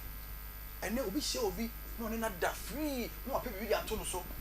twen na ni ade ntina mo ma fa cho mo so sabi on bebo ba asibra no ye de saa de no eyo mo down for as ye kan de bu o manimtia so o mo gina aha kwa ho ye we no because eno wakwa no wachi ya ho ka bible no so dia na enya saa na bible ne ka no adwamamo e different from ye ka no na so sabra na ni hia mo bo adwaman ena o ka say woni ni hia ko so woni de oton agiska de o ka no on de wa hye no say wode ne ho e ton agisika e ho de oba na ton agiska we wa bia ma to say ene de ho ye market come and satisfy yourself pay and go okay but when de o be ma no na wako convince no sure what I say o de wa dwene e na convince no no ati ase ama o e bia o kokra o yes o me ware be ma bia hia oba o me ware o convince in a way no betina o me do o de odo na eko but onye wuram wie no okonya de ope wie a na opentansa ne de e de aba oba no no jano ho just like that we be to be see me catch a man say it's about time also wo money dey be mo bia hia no so pe wa catch say wo pe me abrefie be hu me maame be hu me papa so pa obeba okay yankọ je apomuden ho nsem mfamra na yetimi e de agina so e de akọpẹ eye oba ne trinsa anase akohu oba na busuafo na oba na busuafo nso nunum bi di hia ya na etimi aboa ama bibi etimi akonkan na oba ne so enya dupa enya apomuden pa na be ma ne bo beka se you mepe anase mempe na wonkoye no anyhow na ode ne be kofie the senti ye ko na ye ne eye Agbozo Center for akodi enkomo ne ape apomuden ho nsem e de aba Dr. Mahen na pomwe ya me adum wodi ya da yesu ase awie me ne metiefo ne mahwefo ya ye krado yo ma menchia so konfama ahwefo ne etifo Agbozo Herbal Clinic de bia ye ba ha na wotwe bia ne eni ma bedi nkomo de afa ya pomuden ho na ye moto no very simple as no man has a sparring date no any ye moto no say be djuma ye didi titi no ye mema any ma o monya de won pem and who djuma ye didi titi say sexual problems no any solving ye pop e hono no na te say de na ye ka awade asemi ene ne mane me hwemu awade ansem nyina ne didi mu tintiman sexual issues no number 1 ewa aware nyina mu and te say be awade na mpranhwe be so a was say wo be man all the time no you are ahead of the woman there was a debia no umpemu agudi no ko enim na ahwode gbom eno kra no etimi temu ma ma wo yire ana umpra etimi etena ho echeye papa enti Agbozo Herbal Clinic yare a ye da be boss free say ebi ha wabra na ye mo wadru na nom na ohonye den ohonto na fa ni monyam hye Nyankopon Agbozo Herbal Clinic clinic a ye din ha eni nubra na ye di adwuma e wo ye hono mo a obo ade e di achen na se upe kira akwan ha no man kran ye wo kwahyeman ye ben kwahyeman ahemfie no tema ye wo community 25 Savannah Junction na Kumase ha no mo ankasa no ye wo Dichem so main 5 Old Insurance Junction ho e wo enim kram fa sori dan no na edi nhwani mum na ebi ho no ma obi ho no ma otie e wo ka mu na opese wo si na o Kumase ha no ma Agbozo Herbal Clinic go be free your numbers near 0553 41 77 52 area Kumase number near 0553 41 77 52 and if you are Accra na nkran bi na also hwe fa ne se Takra de hono Eastern Region Kufurubia hono nyina mo benkran kwahye ne ben Chiefs Palace no hono me 0241 750282 Accra de 0241 75 82 community 25 Savannah Junction 0557 40 96 yeah de no yen chichichi mo na yen hwe ne ma Agbozo ye ne wa ya hwe ye mfa prostate enlargement any kind prostate enlargement here ya de a ha emema yi papa na ema nso tufre bi sa doctor ema nso wo prostate na da bi oba any prostate emema na wo prostate enti say we be ma na prostate enlargement problems hawa na prostate enlargement yi na nkofo bi sa de na de ba scientifically and said that any specific cause be prostate ni adekra na ya adekra de ba na emunum so ye be ma na say obru mfie be aduanan e see I was say no shrink and say ni tie mi yi me say prostate no wu nyini no ensese eno enyini se wu nyini na eno nso e bai pe na che se yade na abem na emom no se wu nyini no e wo se eno nya kitikitikiti se yade no bemu a na ema be na bemu hu se me amitu ana se obi a wo timi wo prostate enlargement no se e ba ye mema isu a eno bi na master bi se Johnson di no na se wanka no a na o ya Johnson no e na eno nso no Johnson ko gira ho na se bi o Johnson e ma bebreu eno na difference a e wo any diabetes intem se o sugar no ma o Johnson bebreu okay Johnson be ba bebreu na wo nsuo no na e ko sugar no de e ma wo fon kra the prostate ne de eno Johnson de but utumu se uko gira ho se o Johnson entumi pressure na de ba na very low what you say na e ba sa so kra wan ka se tumi ma wa ya se kra so sa e ye wonya eno na chest we nya prostate entini se uko gira ho na se uchim ansa na Johnson aba e pa cho prostate ne ho ya to chima obi nso ho no abon se wadwo nso awie kura no sabi no officer Johnson asem obeyi ni boxer no na Johnson no bi esa gu na je se wasa Johnson gu no obi kura nso ho no ma Johnson di na wonte se prostitute ni nyini do baby a Johnson de wa onti bo se wa Johnson ya de ha adwenie papa na saa so na sabi impredu asa no na ya yetumi ha wa foka kakra na o se driver ni nyina na Johnson infections bi wo hono ma etumi yesa UTI urinary tract infections so yesa but urinary tract infections I know pains kese edi akiri ba sa niam nkitinkiti bi ana se niam bi te se foamy efru be man me den eba na prostate ni de bibia mfru be man mu ma na mum de ye ne se ojonso akobre it is o was signs and symptoms ka clear man can be no from the age of 40 years for any chere agbozo he back 30 years krampo no ebeboa we because oso ano ntemu a eboa o Kumasi hanom a tutu America na bra me nchen o Kumasi dichem so made 5 old insurance junction patcho give me number we na frame si a na 200 amount de biara da agbozo he back clinic doctor ye trans ye adwuma from Mondays ekokopim Saturday Sundays no after church ye adwuma 7 o'clock am tme and past 7 years shas ye na upon 5 numbers no 0553 patcho ko si ada small time be after church my time be 1 p.m. Oh okay ekonyina ye ba 0553 0553 wa wo Kumasi oboase sehwe ho no nyinara be bia wo hwe me free be o de wani be kire dichem so me 5 ho na me tena se na ye adwuma no 0553 41 77 52 Kumasi 0553 41 77 52 so week we nyina kopim next week ba test na be ho no nyina ye free wow oba no be prostate check up a free 0553 41 77 52 and enkran 0241 75 02 82 0557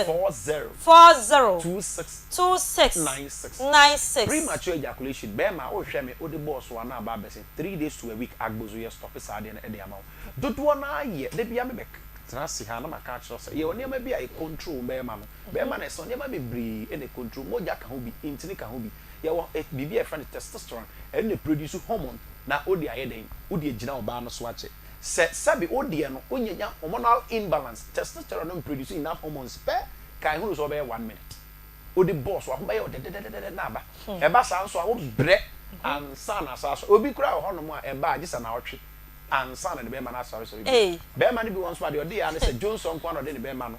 e Johnson ni nyina ya de doctor no de ba se o be ya ba ko na na watwe ansa na sa so de no na me ka se wa me ya wo yera bu hormonal imbalance what you say na obi wa no hormonal imbalance ko na de cause low libido what's atinka na e this se o be ma be so no e atinka na de ba it is sabi ya de nkitinkiti bi ana testosterone no produce enough hormones e system no mu a saa de na asase etu bom se obi wo hono ma de be man ensore edu ahomache o be man sore a very dangerous e bia na age of 30 40 50 60 esa sa ahomache bia o be ma to so ensore abra agbozo ye be sam ya de na erectile dysfunction no eno na ye empanyifo ne ya de ye ka se me de me be mawu na de bia me bisa question se ade na wu osie ni wen ototwene wen na che se ade no ese wo ho no enwu ye Nyankopon no oba obe ma no de ma o se o ba na o sa de wa de ye den e de ba na o ba asase so de aba na wokọ ana o ti ase na ka chem se ewu a o sie ni wan enti be ma na de agbozo we believe say be ma na ewu na mum eda because ade biara ya mfa nwo no na che se ade e na ayesa enti se ontimi mu adwuma no kra na se o bre ansa na be ma no asori ama odi akọ yire wan pacho 3 days to 1 week no o ba agbozo he ba clinic ye wonim de no ho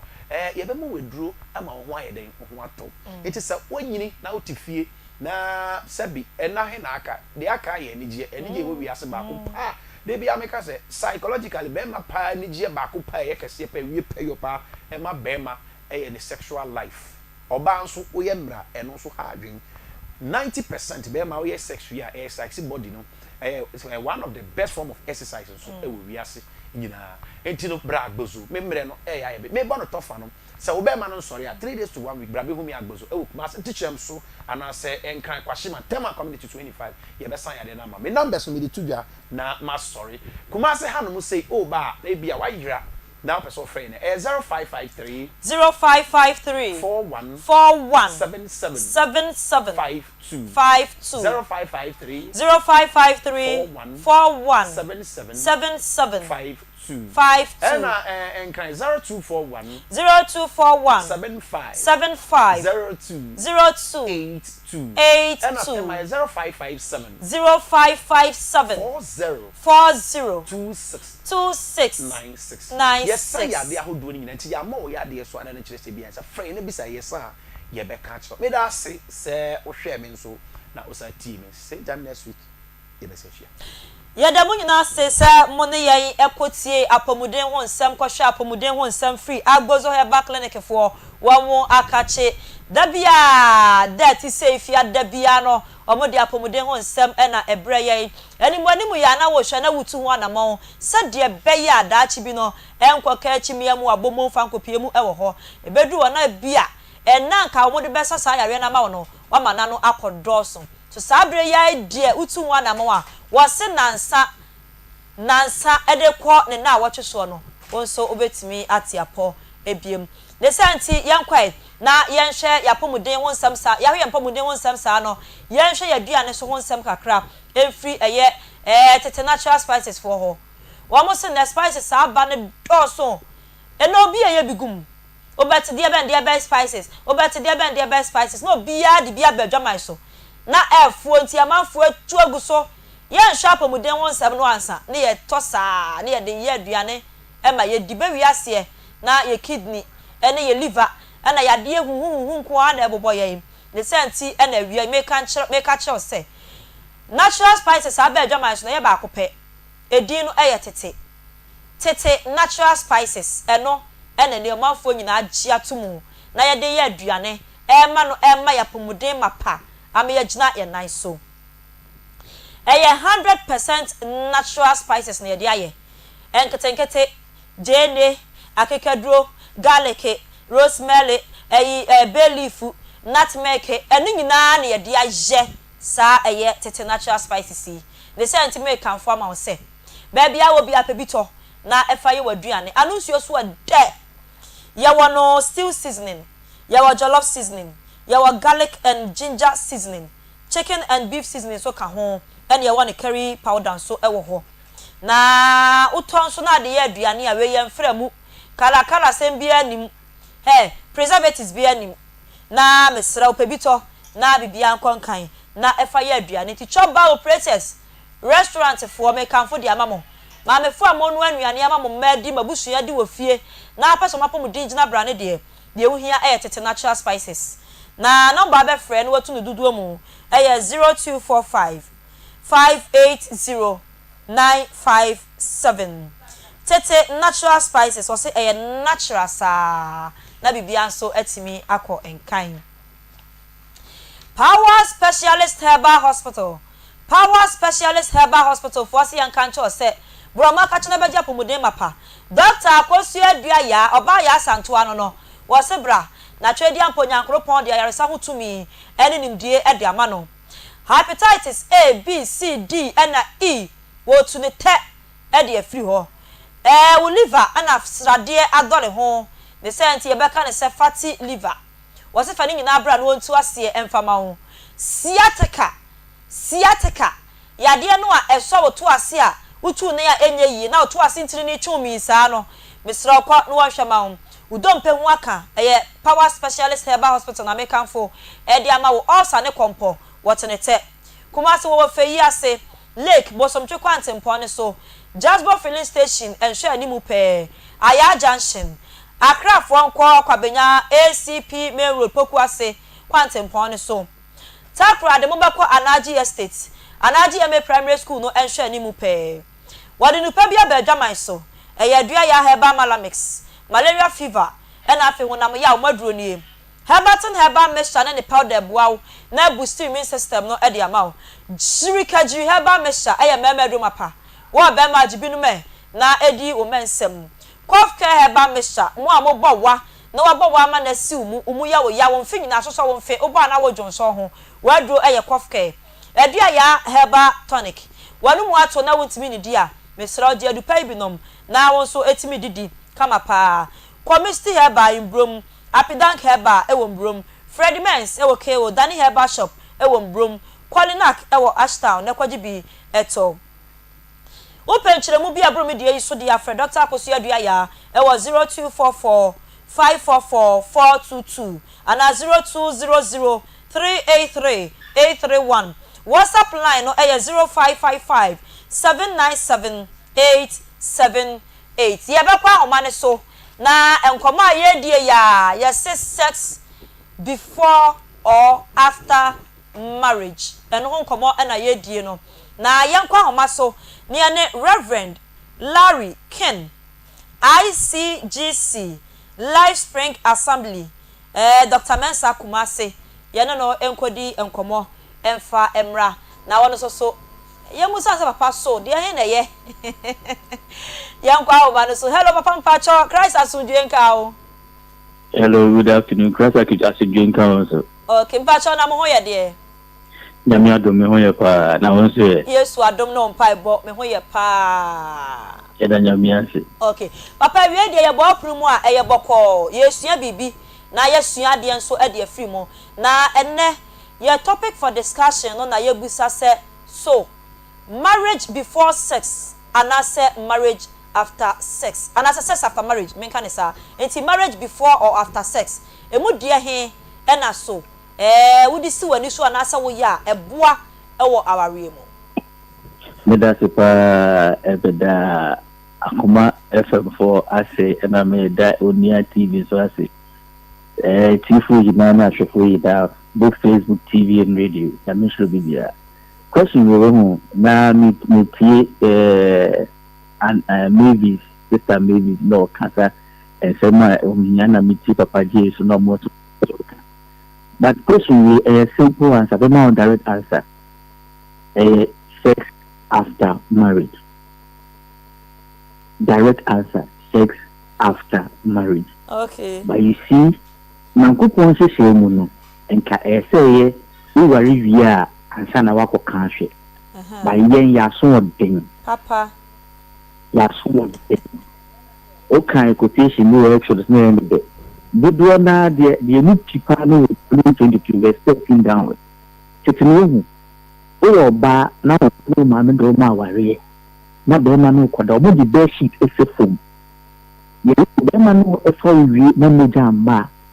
o papa boka wo oba iwa no time ade no koso no osofo gina o gate ano church members also no busiafo ekura board na main gate ano na moja amba we dey stone you to death I am telling you it's biblical wow so I say so na me was no because what I say here about me so trader I don't want you could say o first sex you talk about first one no hey papa yes no nya botre because I hold here what dey go on ma samasi area I say no because me want to know then tell me you can say it's sex is a covenant not marriage is not a covenant sex is a covenant sex is a blood covenant ya pam it's not the whole man and why before they were no on them can they die them man is the man can they die it be our memory of all the men of all the women it be our memory but I told you me o beside the question oh ba another oba me so ba we studio this baby I say you studio face sex ana every female remember because emotions now me do the exercise me tell me far by o ko dey message 316 na manon ka wa ni part no o say nyakopon edi okacho ba so I'll multiply your sorrow conception wa woman be part no o say and thy desire in you thy desire shall be unto thy husband and will rule over you desire in you Intimate every woman and then the man attention piano. Woman will give you sex. See me. Every woman then the man of affection, they want something to give you in return. Every woman then the man is money. Women will desire you, they will bring themselves. But you did American. Papa Pacho Mitiopa, Wadaroma, Mitiopa. Women will bring themselves. About the same Queen of Sheba, Abraham Solomon, then or she presented herself because she has seen a man with wisdom. Some women fall in love with Burma or a mature man, a form of maturity. Women fall in love with these things. A woman will fall in love because of your dressing, the way you are, how gentle, how tall you are. When a woman desires you, could be said Joseph, I don't think we've done. So as you see, so the issue here is that the first person you have sex with is your husband. If you're there 15 years, the first boyfriend, a woman, now how to cover something you have no idea. Because Solomon can't say me. I say me the car quotation a then say MTS in beside me so I've been say Solomon can't say me. I said no kind of mood. It is me now poetry here. Don't go and decipher what I'm saying or decode it in your own understanding. You beside me I make sure about me can't because it's able. See. Okay. So Solomon chapter 4 verse 16. I wait north wind and come, south wind, blow on my garden, that its fragrance may spread everywhere. Let my beloved come into his garden and taste its choice fruits. Solomon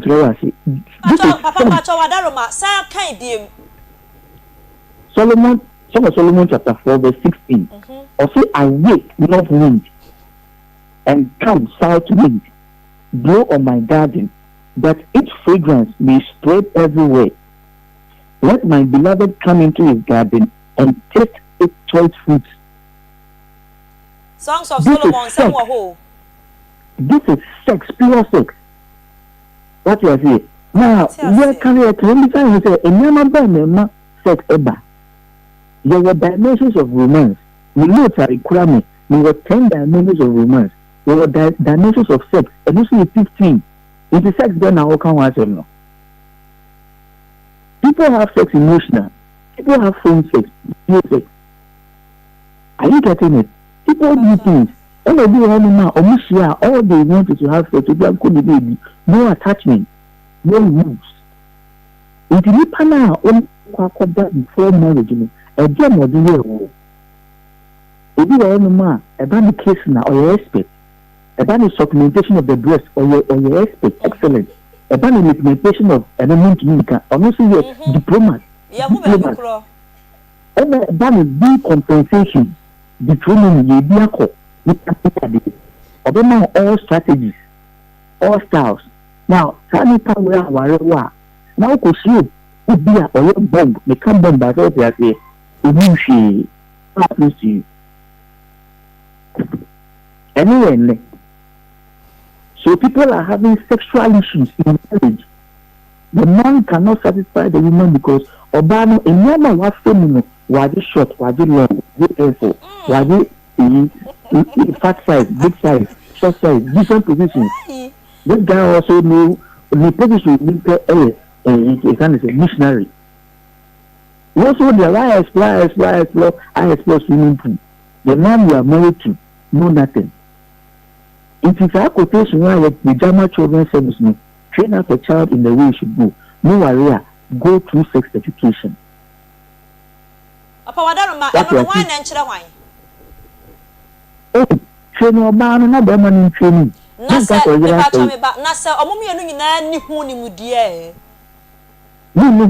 is why we have counseling.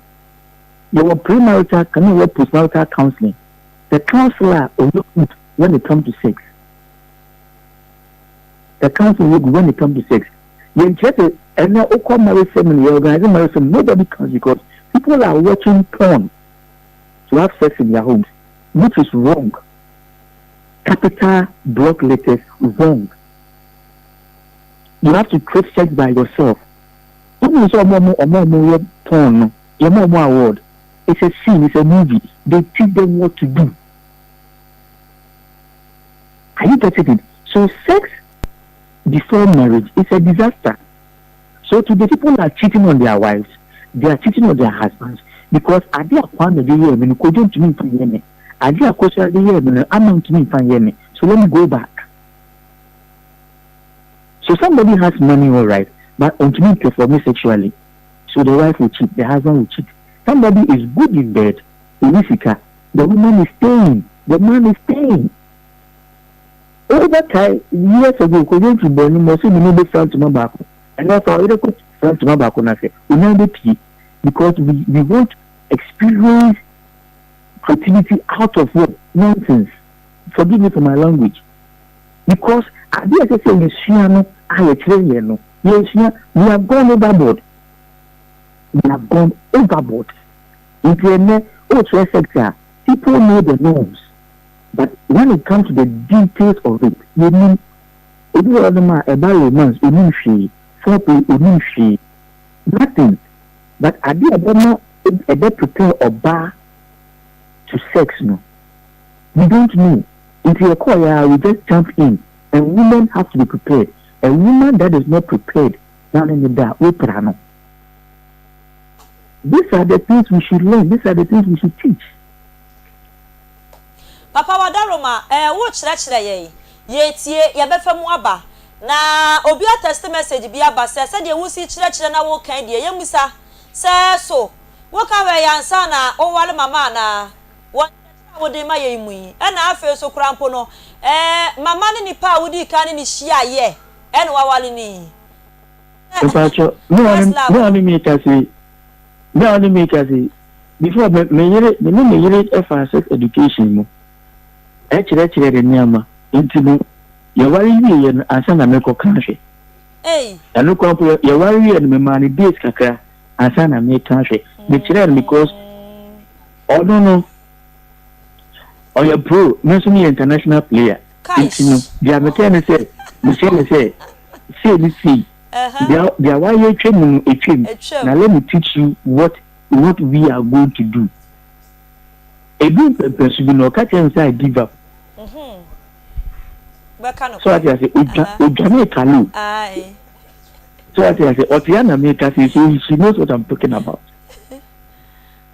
So I say, Mama oba woni no sign ye kane and waware na besi sabre. No patron. But ma wari mfie say. Oh, beside this question now, I'll answer you in a simple way. Beside question now, I'll answer you. The question is that beside how many years have I been happy? The years of your happiness in marriage determines how long you live, not how old you are. Okay, and how many years have you been happy? Oh, I've been married for so many years and I'm happily married. Yes, happily married. Yes, in the America. Also, because of the America, she can confirm whatever I'm saying. Sure. So what I say. Okay. Papa Wadaroma, wrapping up my okay. In the end, I want to say, a demon oba, demon will bema. Then I'll catch them. Na Papa J can say, and their money a far or more. Yes, women are good. We shall say, some of the time, me number percent, me be so. Now, who's only on the first proposal, now on the second proposal, and then number may use you as a sign. See, none use you. But I'm a she's only on first proposal. So Solomon chapter 9 and say, to me, my darling, you are like my mare among the chariots of Pharaoh. Your cheeks are lovely with ornaments, your neck with strings of beads. If you don't say, I'm going to say, what fire me say, and in that down, then you. So, religious Passover. Solomon. The second proposal, Solomon 4:1, or say, how beautiful you are, my darling. How beautiful you are. Your eyes are like those behind your veil. Your hair is like flock of goats that have descended from Mount Gilead. And now catch your battle to me, my father, and boom, the same job is nice. You committed proposal. Or see, you are beautiful as Caesar, my darling, as lovely as Jerusalem, and as awesome as an army banners. This is Solomon. You are home for to Jerusalem. Jerusalem is your cruelty. So what I say. So, as society, it's in the banner of the country. I say, Sister Mary Juma, this is the first question. Why me? Why did you choose me over others? Okay, I say because I love you. A wrong answer. Okay, Papa, first my wadaroma. If you see na me using say Emano, you hold you say when you educate a woman, you educate a nation.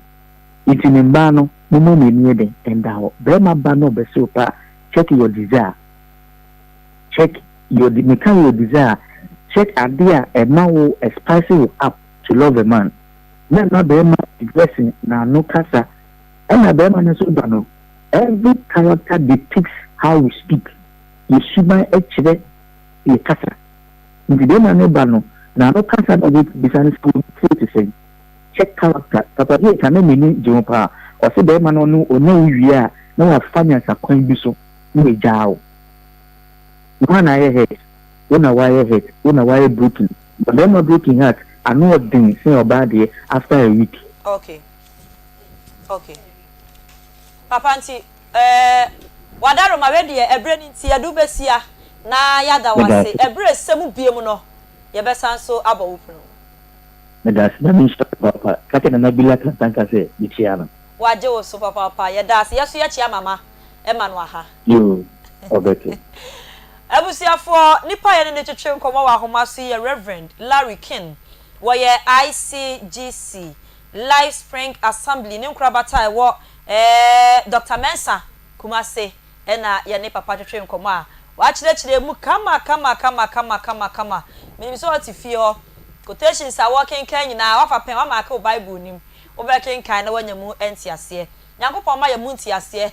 na o ma ye ho ahoden na enye betesa ye beko na ya kwaje apomuden ho nsem Dr. Mensa Herbal Clinic ma be pie mu ofidue mu asei ye ma Dr. Akwa ba na ye nhye enkomotwetwe no ase Dr. ma hey me jo so bro to bro si na pom te se wa do me ho den pi da yesu ase Dr. Wadaroma ma ha ya apom te se da yesu ase we de Wadaroma me ne metiefo ya hwemani mu a ene mahwefo ene samodi abepiem ti Wadaroma yetie no me da ase minu aba em se de edi kan ye de ase da be ma twedu ampon nyame me ba na me tie mu program na eye mo ya de pa me bo ma ba so nyame nhira mo ai Dr. Mensa said the nipa ni me ho asem no nyame ya adom a ochina nyame sa de afefoforo bi wa ka menfie happy birthday in advance me da se nyame nhira o eti me come anim na abibiduro mu no so no se yesi ye boss ahene a o de Dr. Mensa si nchen enye yi because omo oni me ho asem no mu se enya hote anasa gudie nyame ya adom so ya ye adwuma we ne ya ye ne yie eno nti obi a o how bia no ya ye ready say still ye guso ya wa hodin de ye guso a ye bo dwuma den eno nti masem tietia ene masem no ye tietia sekokuo kon masem no kola ye say tia se ne kokuo kon te sese bo banim ene kete mampole kete na me nua ba asem no tie atwa mu ne say sometimes ya na obi ho pasem fofrati afa Dr. Mensa ho so dada na ye sa timu biu owura bi oto djuma efe ma aka ni mu de nti wo se nka aka ohu ya na gugu gidi sunsuo nti e ba na ye sa be reveal old ones no na ye de a kire nkofo o mo te Dr. Mensa ho asem se de ya ka fa no ho ye so ye Dr. Wonder no ensesan so on the michiri se obi ani da so osa na onya obi a ye se nipa we wo mani da so na ye de ne koma na nipa ne ha onyina atutwa te se obi asebe ne papa ye piem ana ne papa ye judge na ye wonya asem ana wonya problem bi ne ye sa de koma ne papa se ne papa ne ni na asem no eba sa ne nipa no bon se ne ho adwo no na ne ho ahaya na se woni ha obi yale ahodo atu ato se wo wi ase no ye wo kwan mensa ye fa so sa yale ebi no mo de ye de haban ne sa yale haban ye bibiduru bibiduru no so e woni chiche mu ahodo bebrebe ebi no mo fa ritual way ebi no mo ten haban te se ye de no na ebi no mo nso de haban punu eno ye kwan ba akono no ebi nso eye omo ye medical doctors omo de nkofo nru na hwe nkofo yale okoko osua obi aduru ho ade ya so we say ye painkiller we say nso ye we na de treat obi na obi nso de was da bi mebo mpa ye na me de ase obi yale ni nyina kwan nipa no be fa so ade be to no bia na ho ato no na me de tumi anya me de ama me ne se me mfa haban na nse nipa yale enu nti so obi yale hu na yale na ye denden na obi e wonim Dr. Mensa pa no was na wako Dr. Mensa ho was da bi o men course na bibi drum de won ko na ate ho ye den na sam na yehu enti obi biala a yale ehu no huna wo yale na wahodo bebre yale bi ye fe ne kukuru me koto afa eno de je se nipa tabiriwu ye bo wabomo ansa na yetimi de wakoto ho untimi nante eno na ye fe ne stroke. Oh, okay. So ho stroke no wahodo mienu min chire mu ne ebre ni swanti se eye hemorrhagic anase ischemic emu bia se ayo ma stroke anase de wagu fom yim emu bia obepie Dr. Mensa so ya ofa ho di ena aside that no ye wono ma bi ho no mo ayen ye mu no se yale but yale so obi bie nanum se ya na ye ne wa ha nyina ye dwane enum kankan e friend halitosis no yale fon eni kwa ase so maka ho ase mo fie bebre halitosis yale kankan o ba kwara wa wo no kwara wo no obi a wonum bon wo ba wo oba no ukunu no oyere no obusu abeni no odwuma yeni no nti afi wa asole dem kwara na ho na nka kristofo ne adofo ehia no wo mo kwara wo mo no nti yale fon enum kankan ye nso so wo Dr. Mensa so ye wadura ye de ma ona sa ono ma 14 days ohunu sa yale ni bio na ya na ye betran se ya na ye se tufo se obi a onum bon obi a first aid a ye de ma wo ye se susudidi anaju pi enwe na amono bebre red meat na afin eggs ne saturated fats no mo ne ade no e wo se wo teso bafo anaju didi de enum kankan ba papa omo munya indigestion ne sa no ma na de enum kankan ba yie na odidi no otwetwe ne senso asa no wadan so ye de enum kankan ba esi twetwere mfa num kankan ba pi se omo no mu bon no firi omo yam enti obi no mo nsaden appetition na bibi etisa na aka chense ka ha o kan se abun se epif na ya na wona num gapo ha oh enti anu kankan eni kwan se nipa so na ewo yam obi be pasty obe so nro obe bibia bi ba still na nanum bon ewo yam wo na mo na otimi nya constipation timi me nipa nya sa enu kankan no e na najudidie titiru noodles ahodo ankofo die timi ma wonya halitosis enti nuane bi wo ho ateso brafo o saudi duane a digestion be take place in 10 and the etoso bio obi a wo ma oba wa wo no ka watete na me na nyini na afi de akwele watu egu no bone so no ma wo sei enti se wa mo wo ba na obese nso ampa enti wo mo anum no bone Dr. Mensa betimi aboa wo ama wo ba na wo sei na ukunu wo ba obia watimi afa ne ntoma pefra nyesa wo hwe ne din a obese ana busue ye wa ha sei obi obeka kire wo se tumi ni wiase bia ka kire nse wo boa bible say nye ye ne honam ni moja na enya ye ni wiase mu tumi die tumfo mpanini ahodo wie mu de ne na eyi dan ye kro obo mpa ye kula no bonsam so mu wiem edi tumi wo ho he nipa brabo na no na ye nanan mu nya ne hunkan enti obia se tumi bi ye fre ne sasa ebedi wa kira na ye nanan mu wo haba ye ma wudwale na wade wo ho to obi wo ye bibia enye yi oton aye nto ono sika bekuta ne nsam ana hye obe nka otumi so wo tobro sie kama pa enso be ma fre no ene wode ni wura de ma ade ya tia no wapam no hai ko sa no ma we no na ye tumi a abedi wachi a ebedi wunya e wa brabom eno na nyame adom so Dr. Mensa nyame ama minimude ne ani ekwachiri enti ye wa haban bi e fe ne saseduro wudi dware se pe na wo ho ntanse nyina na ekọ wudwale ne nanso per 7 days okra da na wode be hase wudwale na uti ya no asem wudwale ne saa pepe pa wo ho ntansa nyina abekọ afi wo ton aye beto bibi a wo ye bia na eyeye ni nyina wo Dr. Mensa so ni nyina wo Dr. Mensa so ye gise obi asebe wo ye chinyigifo se ne Thomas na makase wo wogi achinya na won se ne Dr. Mensa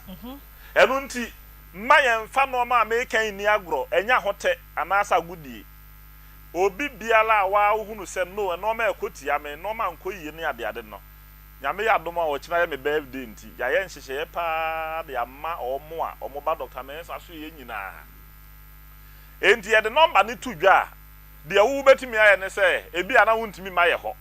wo frɛ na ye delivery service nti ba bia wo bia e betimi de adura brɛ doctor me wo ma ayi o de se inchi me wo ahase ba bia wo bia impo abrochire na wo wa ye nhyehyeye de aduro koma abrochire fo nyina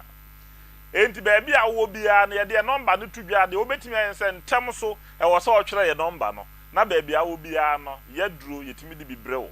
na won sakan ye duro ne ye kyerɛ wo se de obesi aye na utimi ye ne pepe se de ye be kyerɛ wo a wafa ho adi ano no enti eja tawia wa he de mesre ne se won fa ye number ne ntudwa na wo mo nyankopon pe wo maboa wo mo no wo mo ntimi ntwere ye number no ntem na ye moa wo mo firi se ye nkwate aduro mra no ane aha na enso ntimi nkwate ye champion se ye gu ekura habai pato what ya say say governor say ye number tudwa na ye nyane empeja ye mu na biri ni wo mo menu aba se de Dr. Mensa adinkan aka no nyankopon ya aduma akira aye birthday sonko kwanso na onim anwonwasam ne anigi sam ne say Dr. Mensa se men kanche wa wo hwɛ yen na wo tie Dr. Mensa say akina yen birthday nti 50% discount or their chief free oba me say Dr. Mensa say obeche mienu hu no the amount se fa no ono so mfa fa intimesem utie Dr. Mensa we do ono ana aka ho ofra ohun kwan obeche mienu oba adwuma mu a obeche mienu yemfa Dr. Mensa number no entudwa Dr. number no ye 0244 92 12 69 0244 92 12 69 ye was 027 11 73 551 027 11 73 551 okay last number here 0532 92 80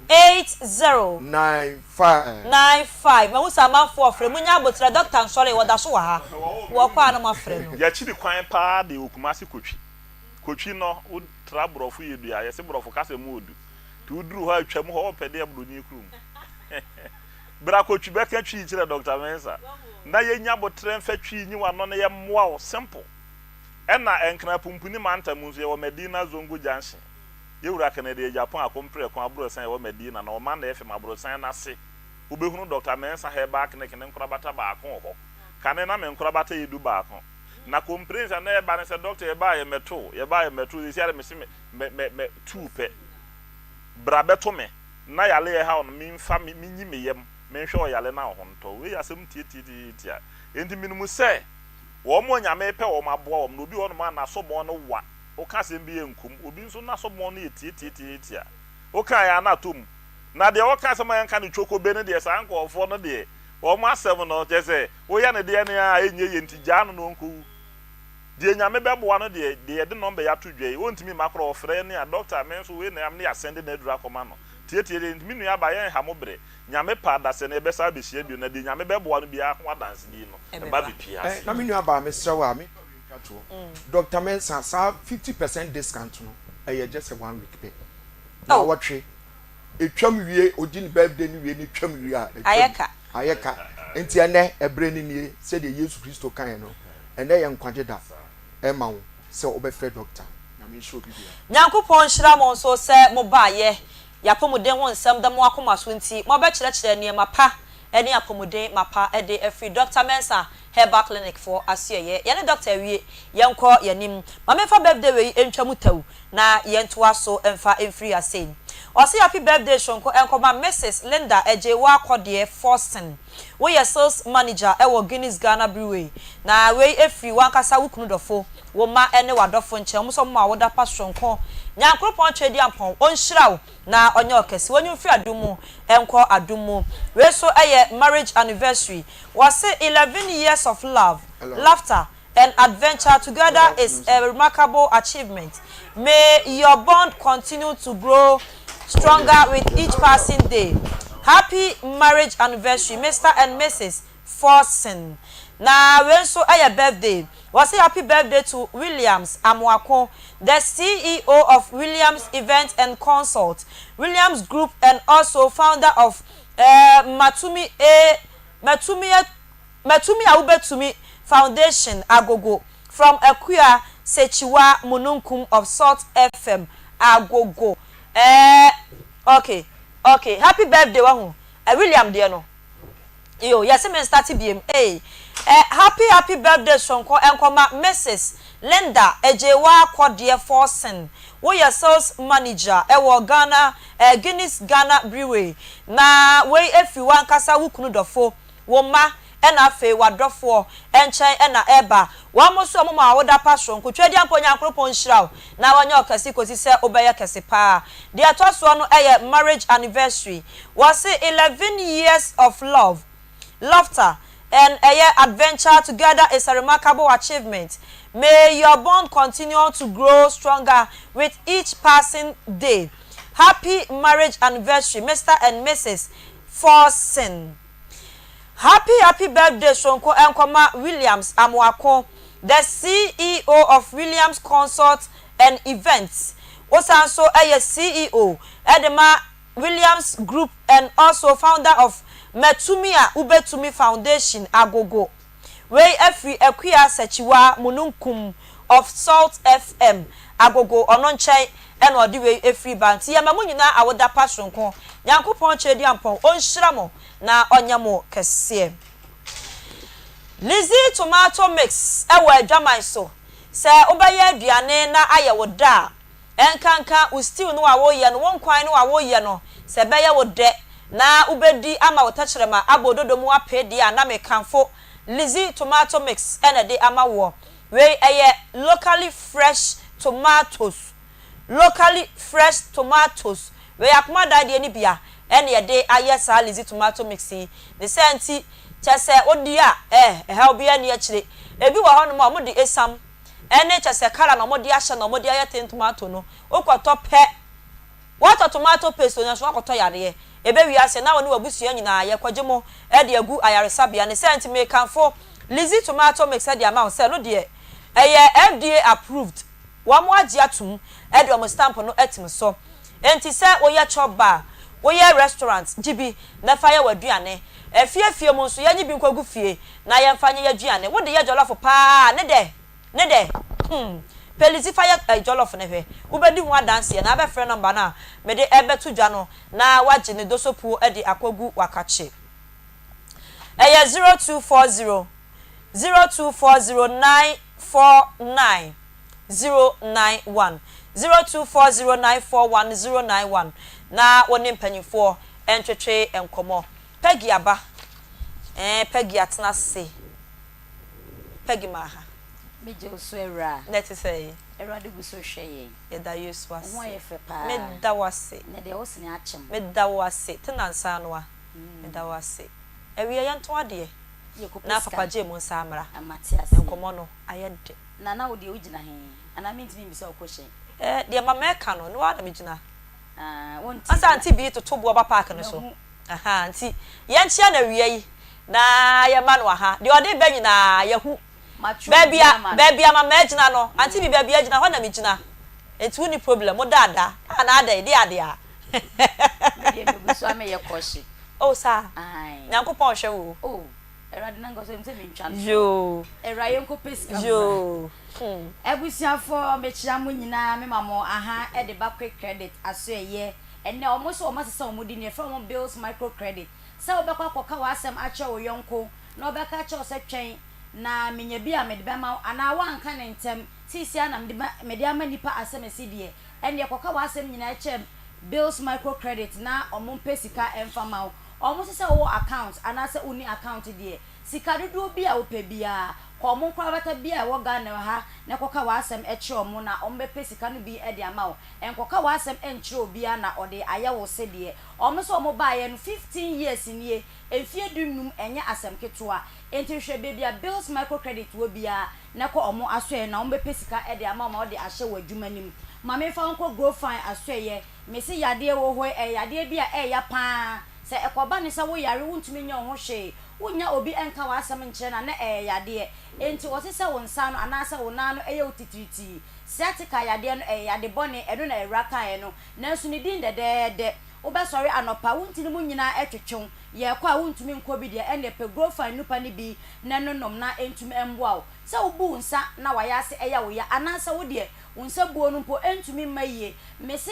asede se ebosumi biara oba ebu nsa nanso de ne ba 3 days na atwa wo de no kwa de emma fibroid yare an adokro aye osanyensen mese yade pe grow fine nupa ni bi enom se wonum ato da wo de agisa wo kamakom ansa na wadidi anaje se wo fa lawyer wo ye be ma ye beka se wo yere ne nsa no embo entimi so pe grow fine nupa ni bi enom open duduo mu a wobetumi akọ misi heba wo mu okejetia imrom apidan so okọ ho a wobenya bi samade heba ebi wo honom ope enchemu bia esene medie ya wobetumi afre digital heba fo e wo 0244 596532 medo kwa mindset travel and tour consult sa wo ye abenjumani apomdi jumani anasa wo ye ochecheni na ope visa etukwan akwakosua ade anase opese okokosira wodofo bi ewo honom anampo opese utubata ekope sika ebefie be ye adwumade a ene na me kanfo mindset travel and tour consult di amawo omo say ye Japan Korea USA anase France opo omo visa o metumi aboa se wo nsa no dwuma bi te se wo ye plumber factory worker anase electrician a Canada abenhyehyehye bromo asoye obeset aseya obetumi de wasema kwakodan mo travel insurance ni nyina so ma ye ready so betumi aboa eni giseme wo mu ne se nyame ya adom na onya visa na e kava wakodonkua anasa wo yire ene wo ma se opese wo kosua ade soso a obetumi afro mo e wo number sa edidi so yi 0508 368975 0508 368975 anase 0302 908398 Kumasi ya ubehwehwe omo airport runabout omo ben police station no anasa ubetumi afro mo number sa me de tutu enche bia na agbozo eba ya osore ye mesese ya typhoid fever dunso mo yare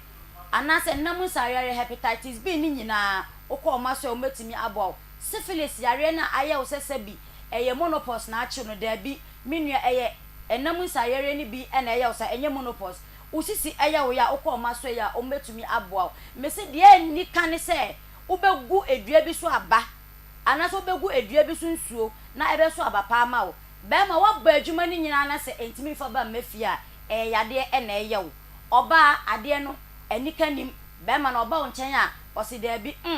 me nka ncho na so ma twe me ho de a ene na eye namu sayere na eye wo sa anase asempa na si wahemfie ho no okọ agozo herbal clinic aso ya umbetumi aboa kuma sa mo de chem so old insurance junction ubetumi afro mo number se didi so yi 0553 417752 ene kuma se phone number no akra so omo okwashiman ubetumi afro mo 0241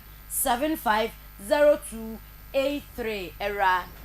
Peggy me da se papa se wa beton e mapa e de amaye sankofa be mo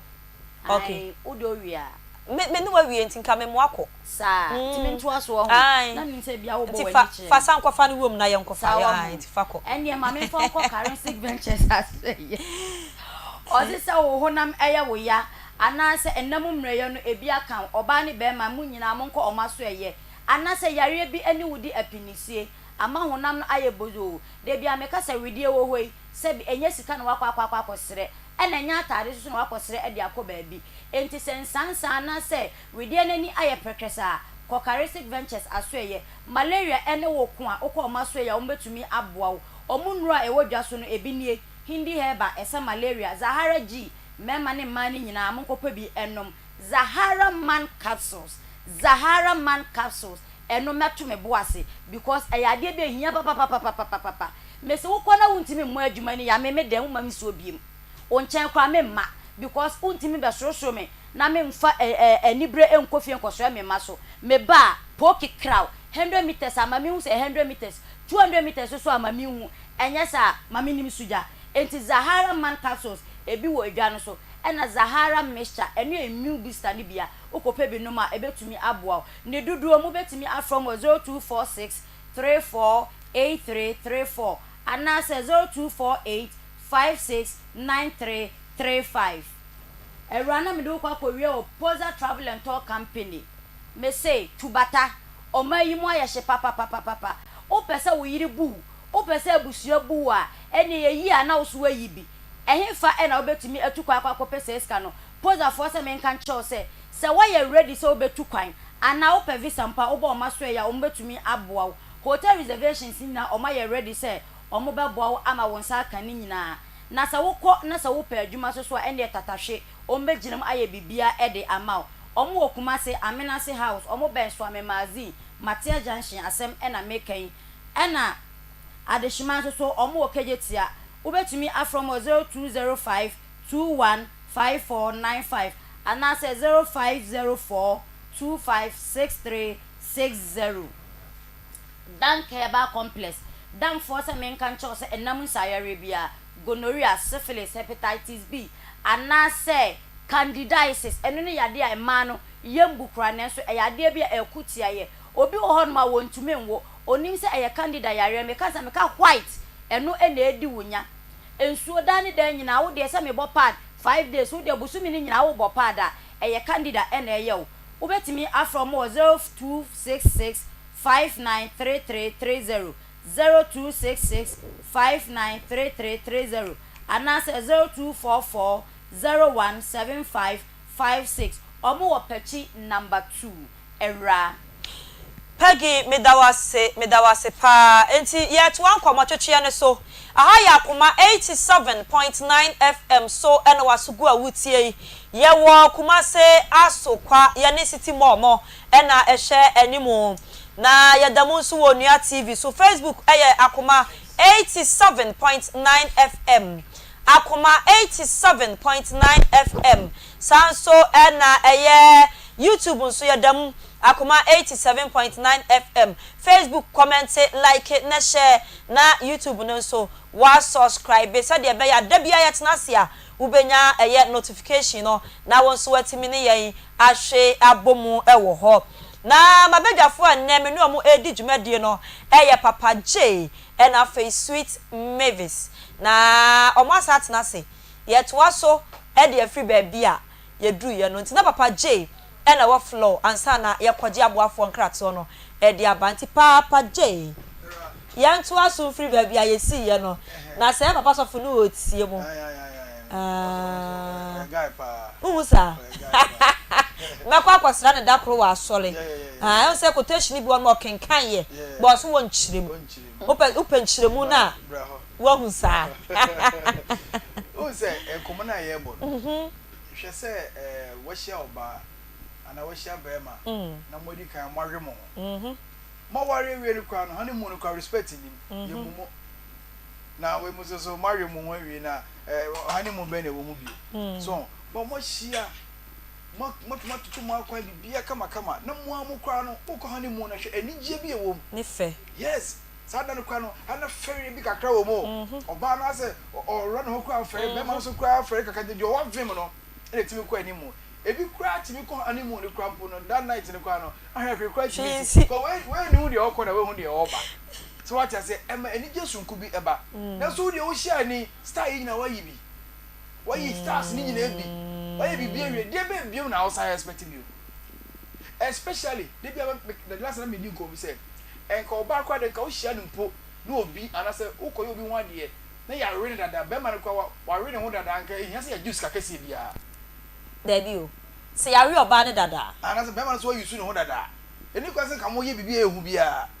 Uko papa ne maame oba na wa nsa bi na kakra bi na makotena bom bra because munya mo we mo ho dada. But do be share no virgin no Ona see ball ka kese e. Two range. Two and 50. Yes. Two sika bedi o kwati ano. Bibia kan no. What you say? So what point to? Yes. And also bring another topic for discussion. Na sabri awo ya drosso wa ma de be ya ye flat, ye be ya ye say na fe na oba ya side veli bi egu na fa so bia ni so. Ya hwena. Ne be siasi. E mu ma nyina. Be mai odi akwamu aba.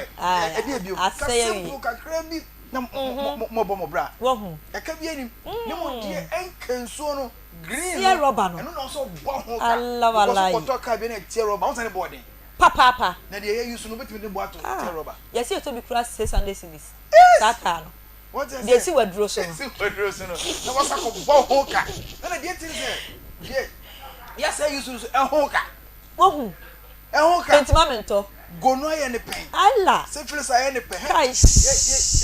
Ye too manful. Especially oba be man fa oda de. E mo bia fa na dwe me bitiu. Te se me. So no o say era to aso. O say o ka bi. To aso. And the guy was saying that because we bored. No different emotion. But there what mean different emotion. What's your ba be man fa oda? And I'm say te se me. And I'm say o say te se me. Ah me te. So, and I even dangerous baby open arena sana wa ware no. Nema be na wa hwe. So, you yare awodo bebre o. And as so share oba no po na on fa na da no person ware no po. You checks bebre o say wo ye. Meba. E won pratwe mu no. Papa je enya common. Se be ma be hu oba. Se me pese me ne ne tena. Na se me ne ne twempra. Se me tiwe na be ma aba mani so pese oni mitu ana mawa. Ofa me nko hospital nko check it. And ni bebre no. O ma yan ko check ye ho se awura yare be na wo ne ho anase kwa ku manu ya me ne ko yare be na wo ne ho yan ko check hwe se ye be ko for medicals anase ye be ko for check up na ye bi a time ye be ware no ba wonim se wona na twempra na mo wewe ye na yale no wo ho no ma akọ dada awura mo wie ye ncheki se ne mo we nyina wo ye hwe enso first na wo ho wo hia oba nanka wo pese wona ne tena mpo a ke check se first ne tete no ye timi ko ofie gore se ofie mpo no ya bibi wo ho a ebi mu fie akromfo na guo ebi mu fie o sei na ye cheke na ye ncheke o hia na click ya ye click ya vibe eno an ye hye prapo Thursday na mu hia na akasa kro mutimi ye esi se me ne wakop yakop obi aye frase ne akohia ena nwumre ye timi keka ma ne so o e fada yeti o boy si timi hia bi mu da na eda na ko busa status waka ho on me busa bu de busa no status me no ma no timi hia program ase hona we ase we coffee na link ni wasa kofa na wasa da be che no ayefo ntine ne e man be bregu a o se mema no edoso e mema oho abusiafo ya jaboafo nkrato watew nkomo no ayede ye ba ye beto aso middle na den na wote ho a waye stiff sa no ono kwano jamo wo maame no so nu wanyini ana wo ne wo yele so te nti wo ya no wa fele me sa akora no maame no e ya wase wo medante na me se maame se wanyini akora no se wa meda ni ono na eso le anaju akọhwe no na enye ye wankasa wo maame kora nke ha agene wo ba wa akọfa no na wo de obe koma ada na wa wo ne enkoda ana me kan ye mo wo no so wo ne kasa ba ku mienu ana ne buofu ti me kan na ne bufu no ka te phone nti se wo kwa na maame ne bo charge se akora na meda asumba na me panyimu no ode bo me na no ana ode ba akora no yeso wo mbo ni ba bia nti esa na ye omo so ahomete no omo afre me na ma ubisa na ana ne buofu nti last year se na akora na adwale wo ko school no wo to aduane wo mu hu ya ne na sister se wo de aduane ehia me ba ne se bo hu ya ne se akora ne papa free na chi se abebo na suma ma akora na aduane e frato ti wo mo fra me kan ne na me homete ana me frɛ na me se aboaje ada na wo yesa Sabra na wato aduane okobo no se ne charge ne se eno wo mu busa no wanchide wo yesi wo ba no na no tutene nti nipa ne frɛ me na me ye na me se aboaje ada na wo yesa na akola de ye mo na sum me panyimu sa na wo ba na sum nti me ni we ne moja da so me ba kumasi ya na matoto adura busu ne ti akola de ye mo na sum ne honam bebre ada na sum me kan ya na ne bufu ise nipa akoro na frɛ me kan sa ankwasi asem kirem anwumela na wo hopama akora no ama akora na ko ye fie wo ni akora ne ntine bi nti wo kan na nim se bia eye na no no de kan ko ya no ko yi akora ne ne mama no ana ode call mebel am ho na mebel nti se wo be ma me baniska wo JSS no a day wo man 5 cd 5 cd ni se duru Friday no okoji a Saturdays a 5 cd le no abi no ode beto sem na eno ye yi ebe me pa cho me fa last 3 years 2021 me pa cho 2021 obema ni ska 5 cd eno abi na service wonyane mensese kora ode top pad saa 5 cd ni sukure bi wo ha 3 days kora na wo hu no engine ti bi wo ha wo dress na wo ko school na wo fa wo nu ha wo de kwam ekwatina school mu won ti o mbema blake o mbeba still o mbeba no na wo ni won ti na dan for mo maame ana na wo ya na ye na homti wo mo kwaji ska na wo nu anya bia na dan for maame amani bi ana mesumi wo kuma se me ye aduma na me ska na ma ye stew na ma to mu any sugar ne gele ne ntade ne pan na mama na beje sa atam na wo odu na me obi na ye ba na mama na beje ana edidi musa si sa atam me ba sa atam na aba na wo hefa de wo kan nyina oba na wo kuro be so no wo ye kuro mu ha asante achemo aduma sa okay ho na no na no me one me bela mo na next se o se ne papa pamo no e ba na wo fa mo into o pamo na ma ne ba ye na me ja ne ho na o papa na obema ni ska 5 cd me so ni busu ni bibia wo hia me bela mo na ne PTA kura no so ko fle na onko me so me bela na odi ma chi fle me ka jere me se ya flo mu PT o wo fo mu kura na me wo fa ase na ko pi obi fon e de afle nti ono na eje fo madwuma besene ko na o ko ani esu o mu t-shirt ni ade 45 cd na 20 cd ne he ni bottom nti no me so me metu ya 25 cd yet one komotwetwe ne so ofidua mu ha sei na behind the scenes no mo mpa ni mehwe aha yeja obi a kire na adwen obi e kana no mu asem adura chi ye nyina e wo fi ase ye nya asem ketua sweet mavis o wa kokudura de na wo kana back door no come on come from mem no bi ante wo ka they make an enye easy in this our era say we be share be ma na waka cha say they wo kan no de mate yentina ho ne yehwe nyame ni be fie mienu na yemfa ntoto ne oma ne yenware na mote dan krom enye dan krom mpo okay say bi kura enye den abekwa akosra no one day bi me nkwa be bia wote ni sa ne oma ne bamu a era enye easy 2 years even a year kura no bo so me kura nya sister era iwe ye me ni ye ma ya ye wo mi enye easy intense enti me hu ni say sofo de oye sofo biblical way no obeka ne say wo se nka ye ntina ho but say de onu asa kan say ya so odene no ya so de ya so odene ankasa enti aso odene no na e de ye kosa line mu no anya easy say obeka say me ni oba bi obi kwa timi ne wo ba mienu mi nsa kransa no akoye no ho ade ya mere yi mu enya easy o na so de waka hwa na burusu aburusu kra so akoye no ho ade ama abusuafo agite etire nsa ne de papa je kan asem bi say eyesa ukotua ne tira de akora ni kwa ase nka ye je o kese ni ade eno de e wo bible mu kra so oba e wo so otua ne tira de nti tira de ne de e compulsory e wo sa wo je why we know e wo sa otua nti eno de abusuafo ne de be ma ne papa ne ma me kan cho say ye na wo so wo ye because eno de ya amamre but area ye de me san aka na maka ne bie mu say ye futuo na sofo betu ye say ebe ye na ka ye betimi a ye nya ne saa yes I knew nyam sheba ema wo be ma no e knew nyam sheba me wo ba no na emum se be je na ye be ye no eno ne asem no na bi kura na wo be won kan hwe na be ma de no wa ya na ma de he wasi na gede eno ne asem ti sa wo twa ye de bro no wo do be bie ni won ma wan twa ko ye he amakom asokwa suame bantama ba bia wagoro ho pe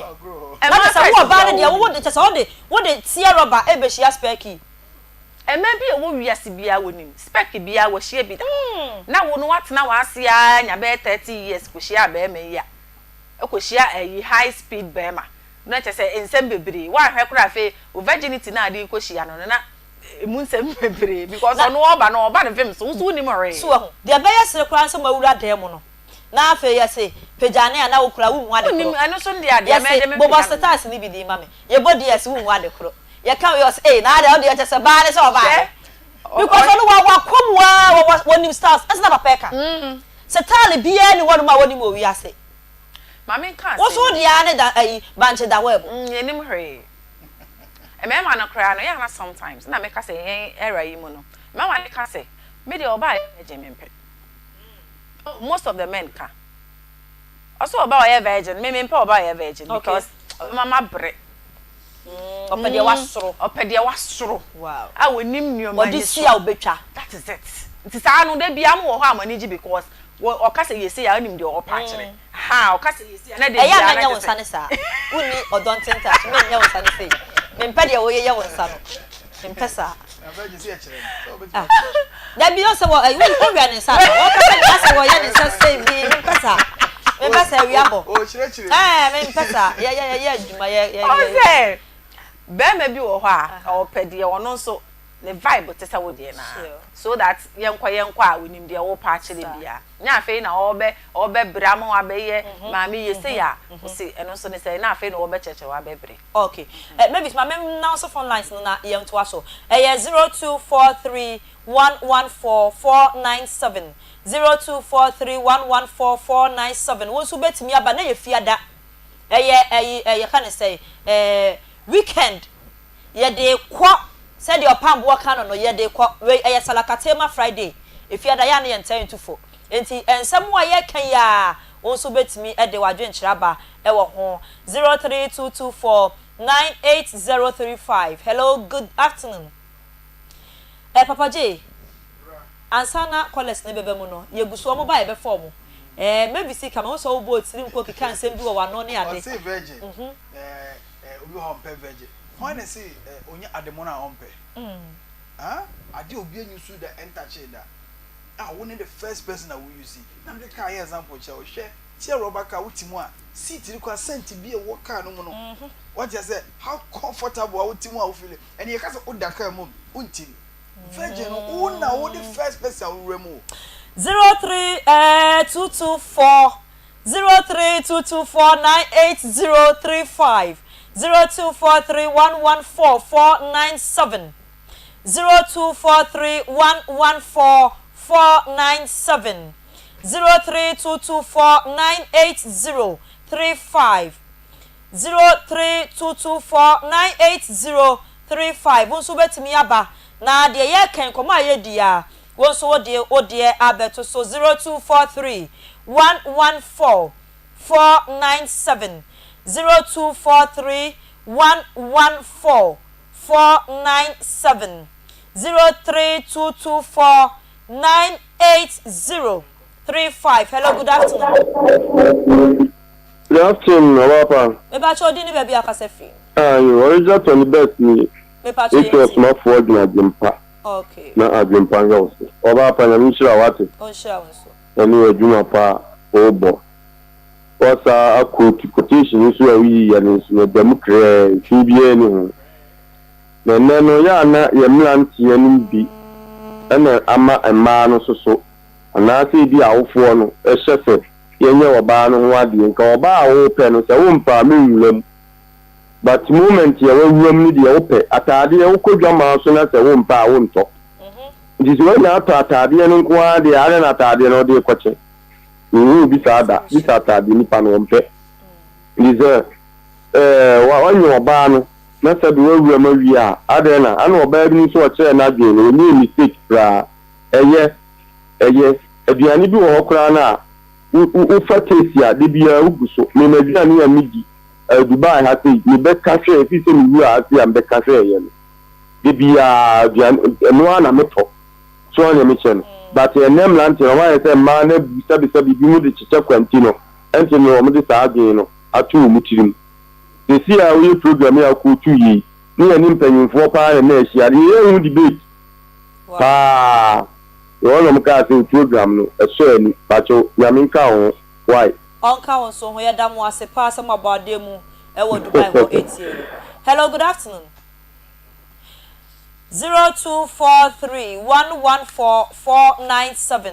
0243114497 hello, good afternoon. Hello, good afternoon. Good afternoon. Adom na wonso e Adomo. Udi ni baby akasefi.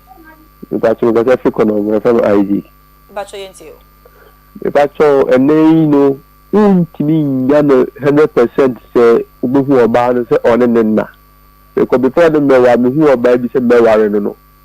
It's now those 3 months. Me see my number me nche. Me so me nkɔ ne nche di nkomo e show sorry. But later me ni ba was me get enyim. One enyim no. No ba na enyim. Enti wo betumi ahu no. No enyim ba. Anya wo na wonyim no meboa. David. Na tese wo ti ase ma ne saa so wantena ne baby na baby na. Ebre se mu na so bibi no. Obere no. Nti okopa nyense nti saa sitina we sie no kwatena na enyame ene de wo afa. So so for kan na nkan no no. Enkaye. Na so ya nkasa kwampo no. Ontimi ntina. Nso ontimi ntina. Ntina se o bobo mpa ne yakopɔ beyi nipa tenene ne adina ma o na timi na bobra. Because ba wo ya ba we o ja na o tu kwampo na no ontimi ntina obefa wachi. Okay kano. I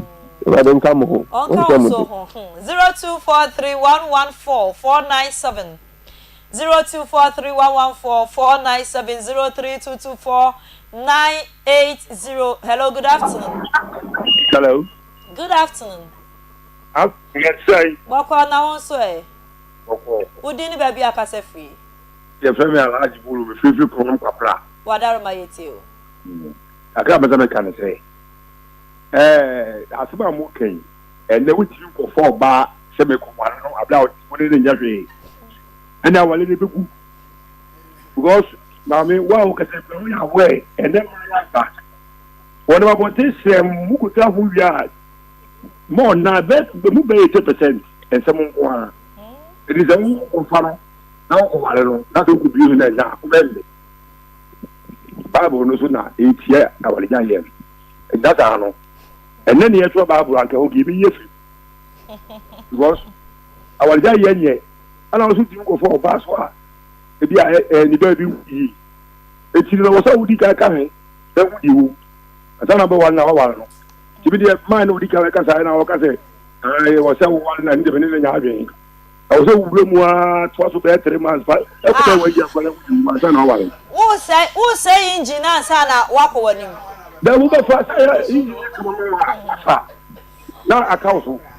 What I say? But I was from when I think now,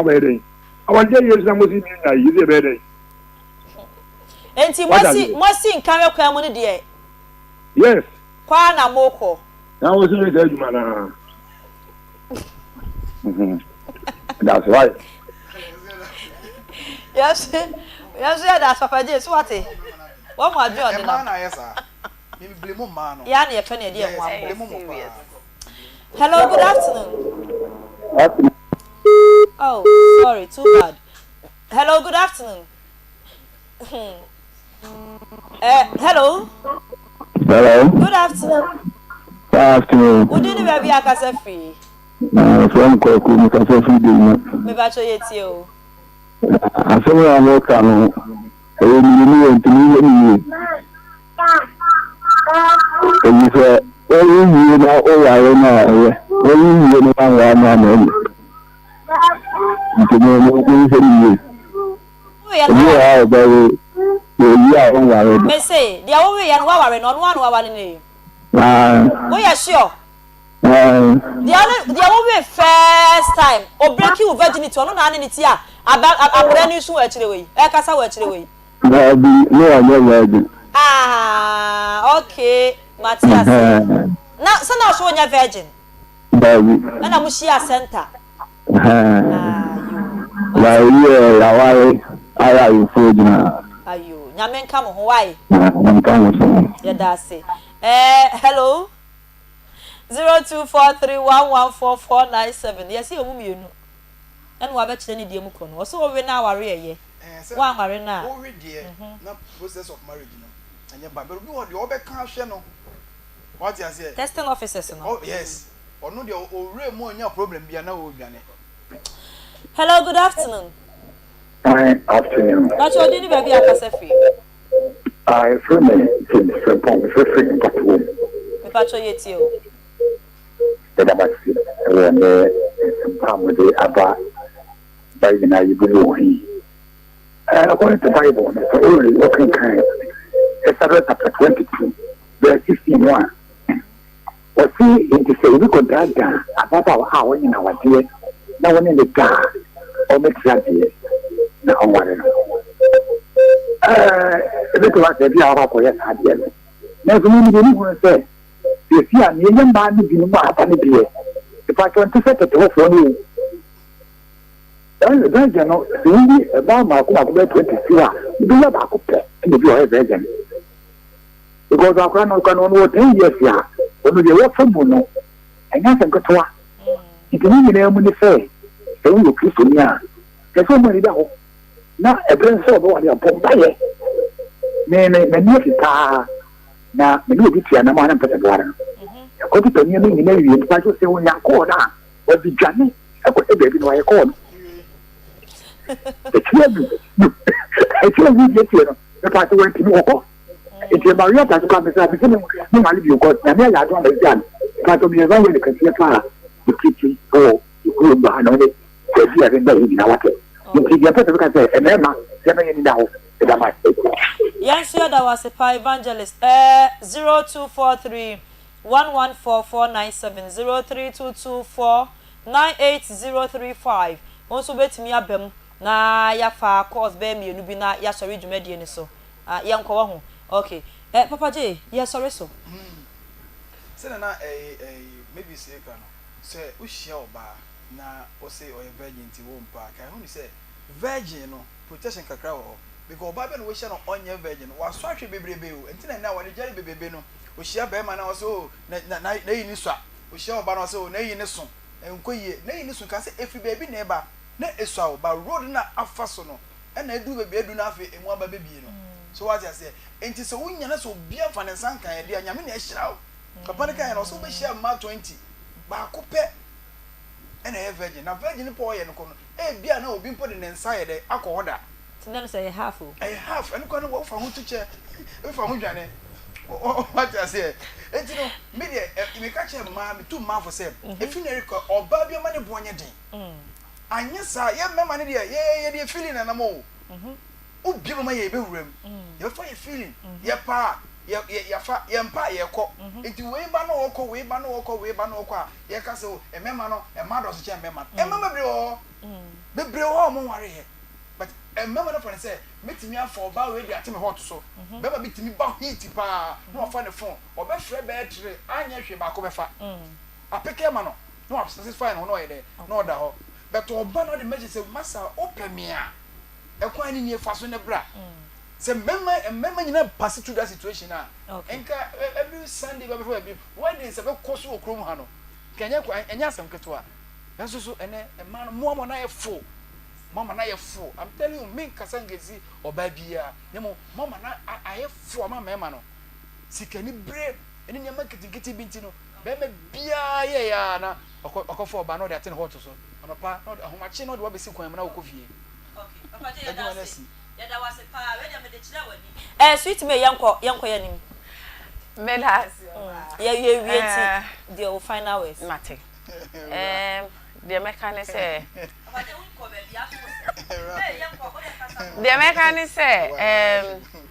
asem we no ayete say empani say den den ha ban ye tase no banyasani aha inti no said ya na ye nyina ye ka no saa no afutuo mu de mechanic say ye ma ye bonya din said the papa je e ka no do emu odene nya easy de nya easy say obetimi aka say what na ho ate say de obi fe ya na oka say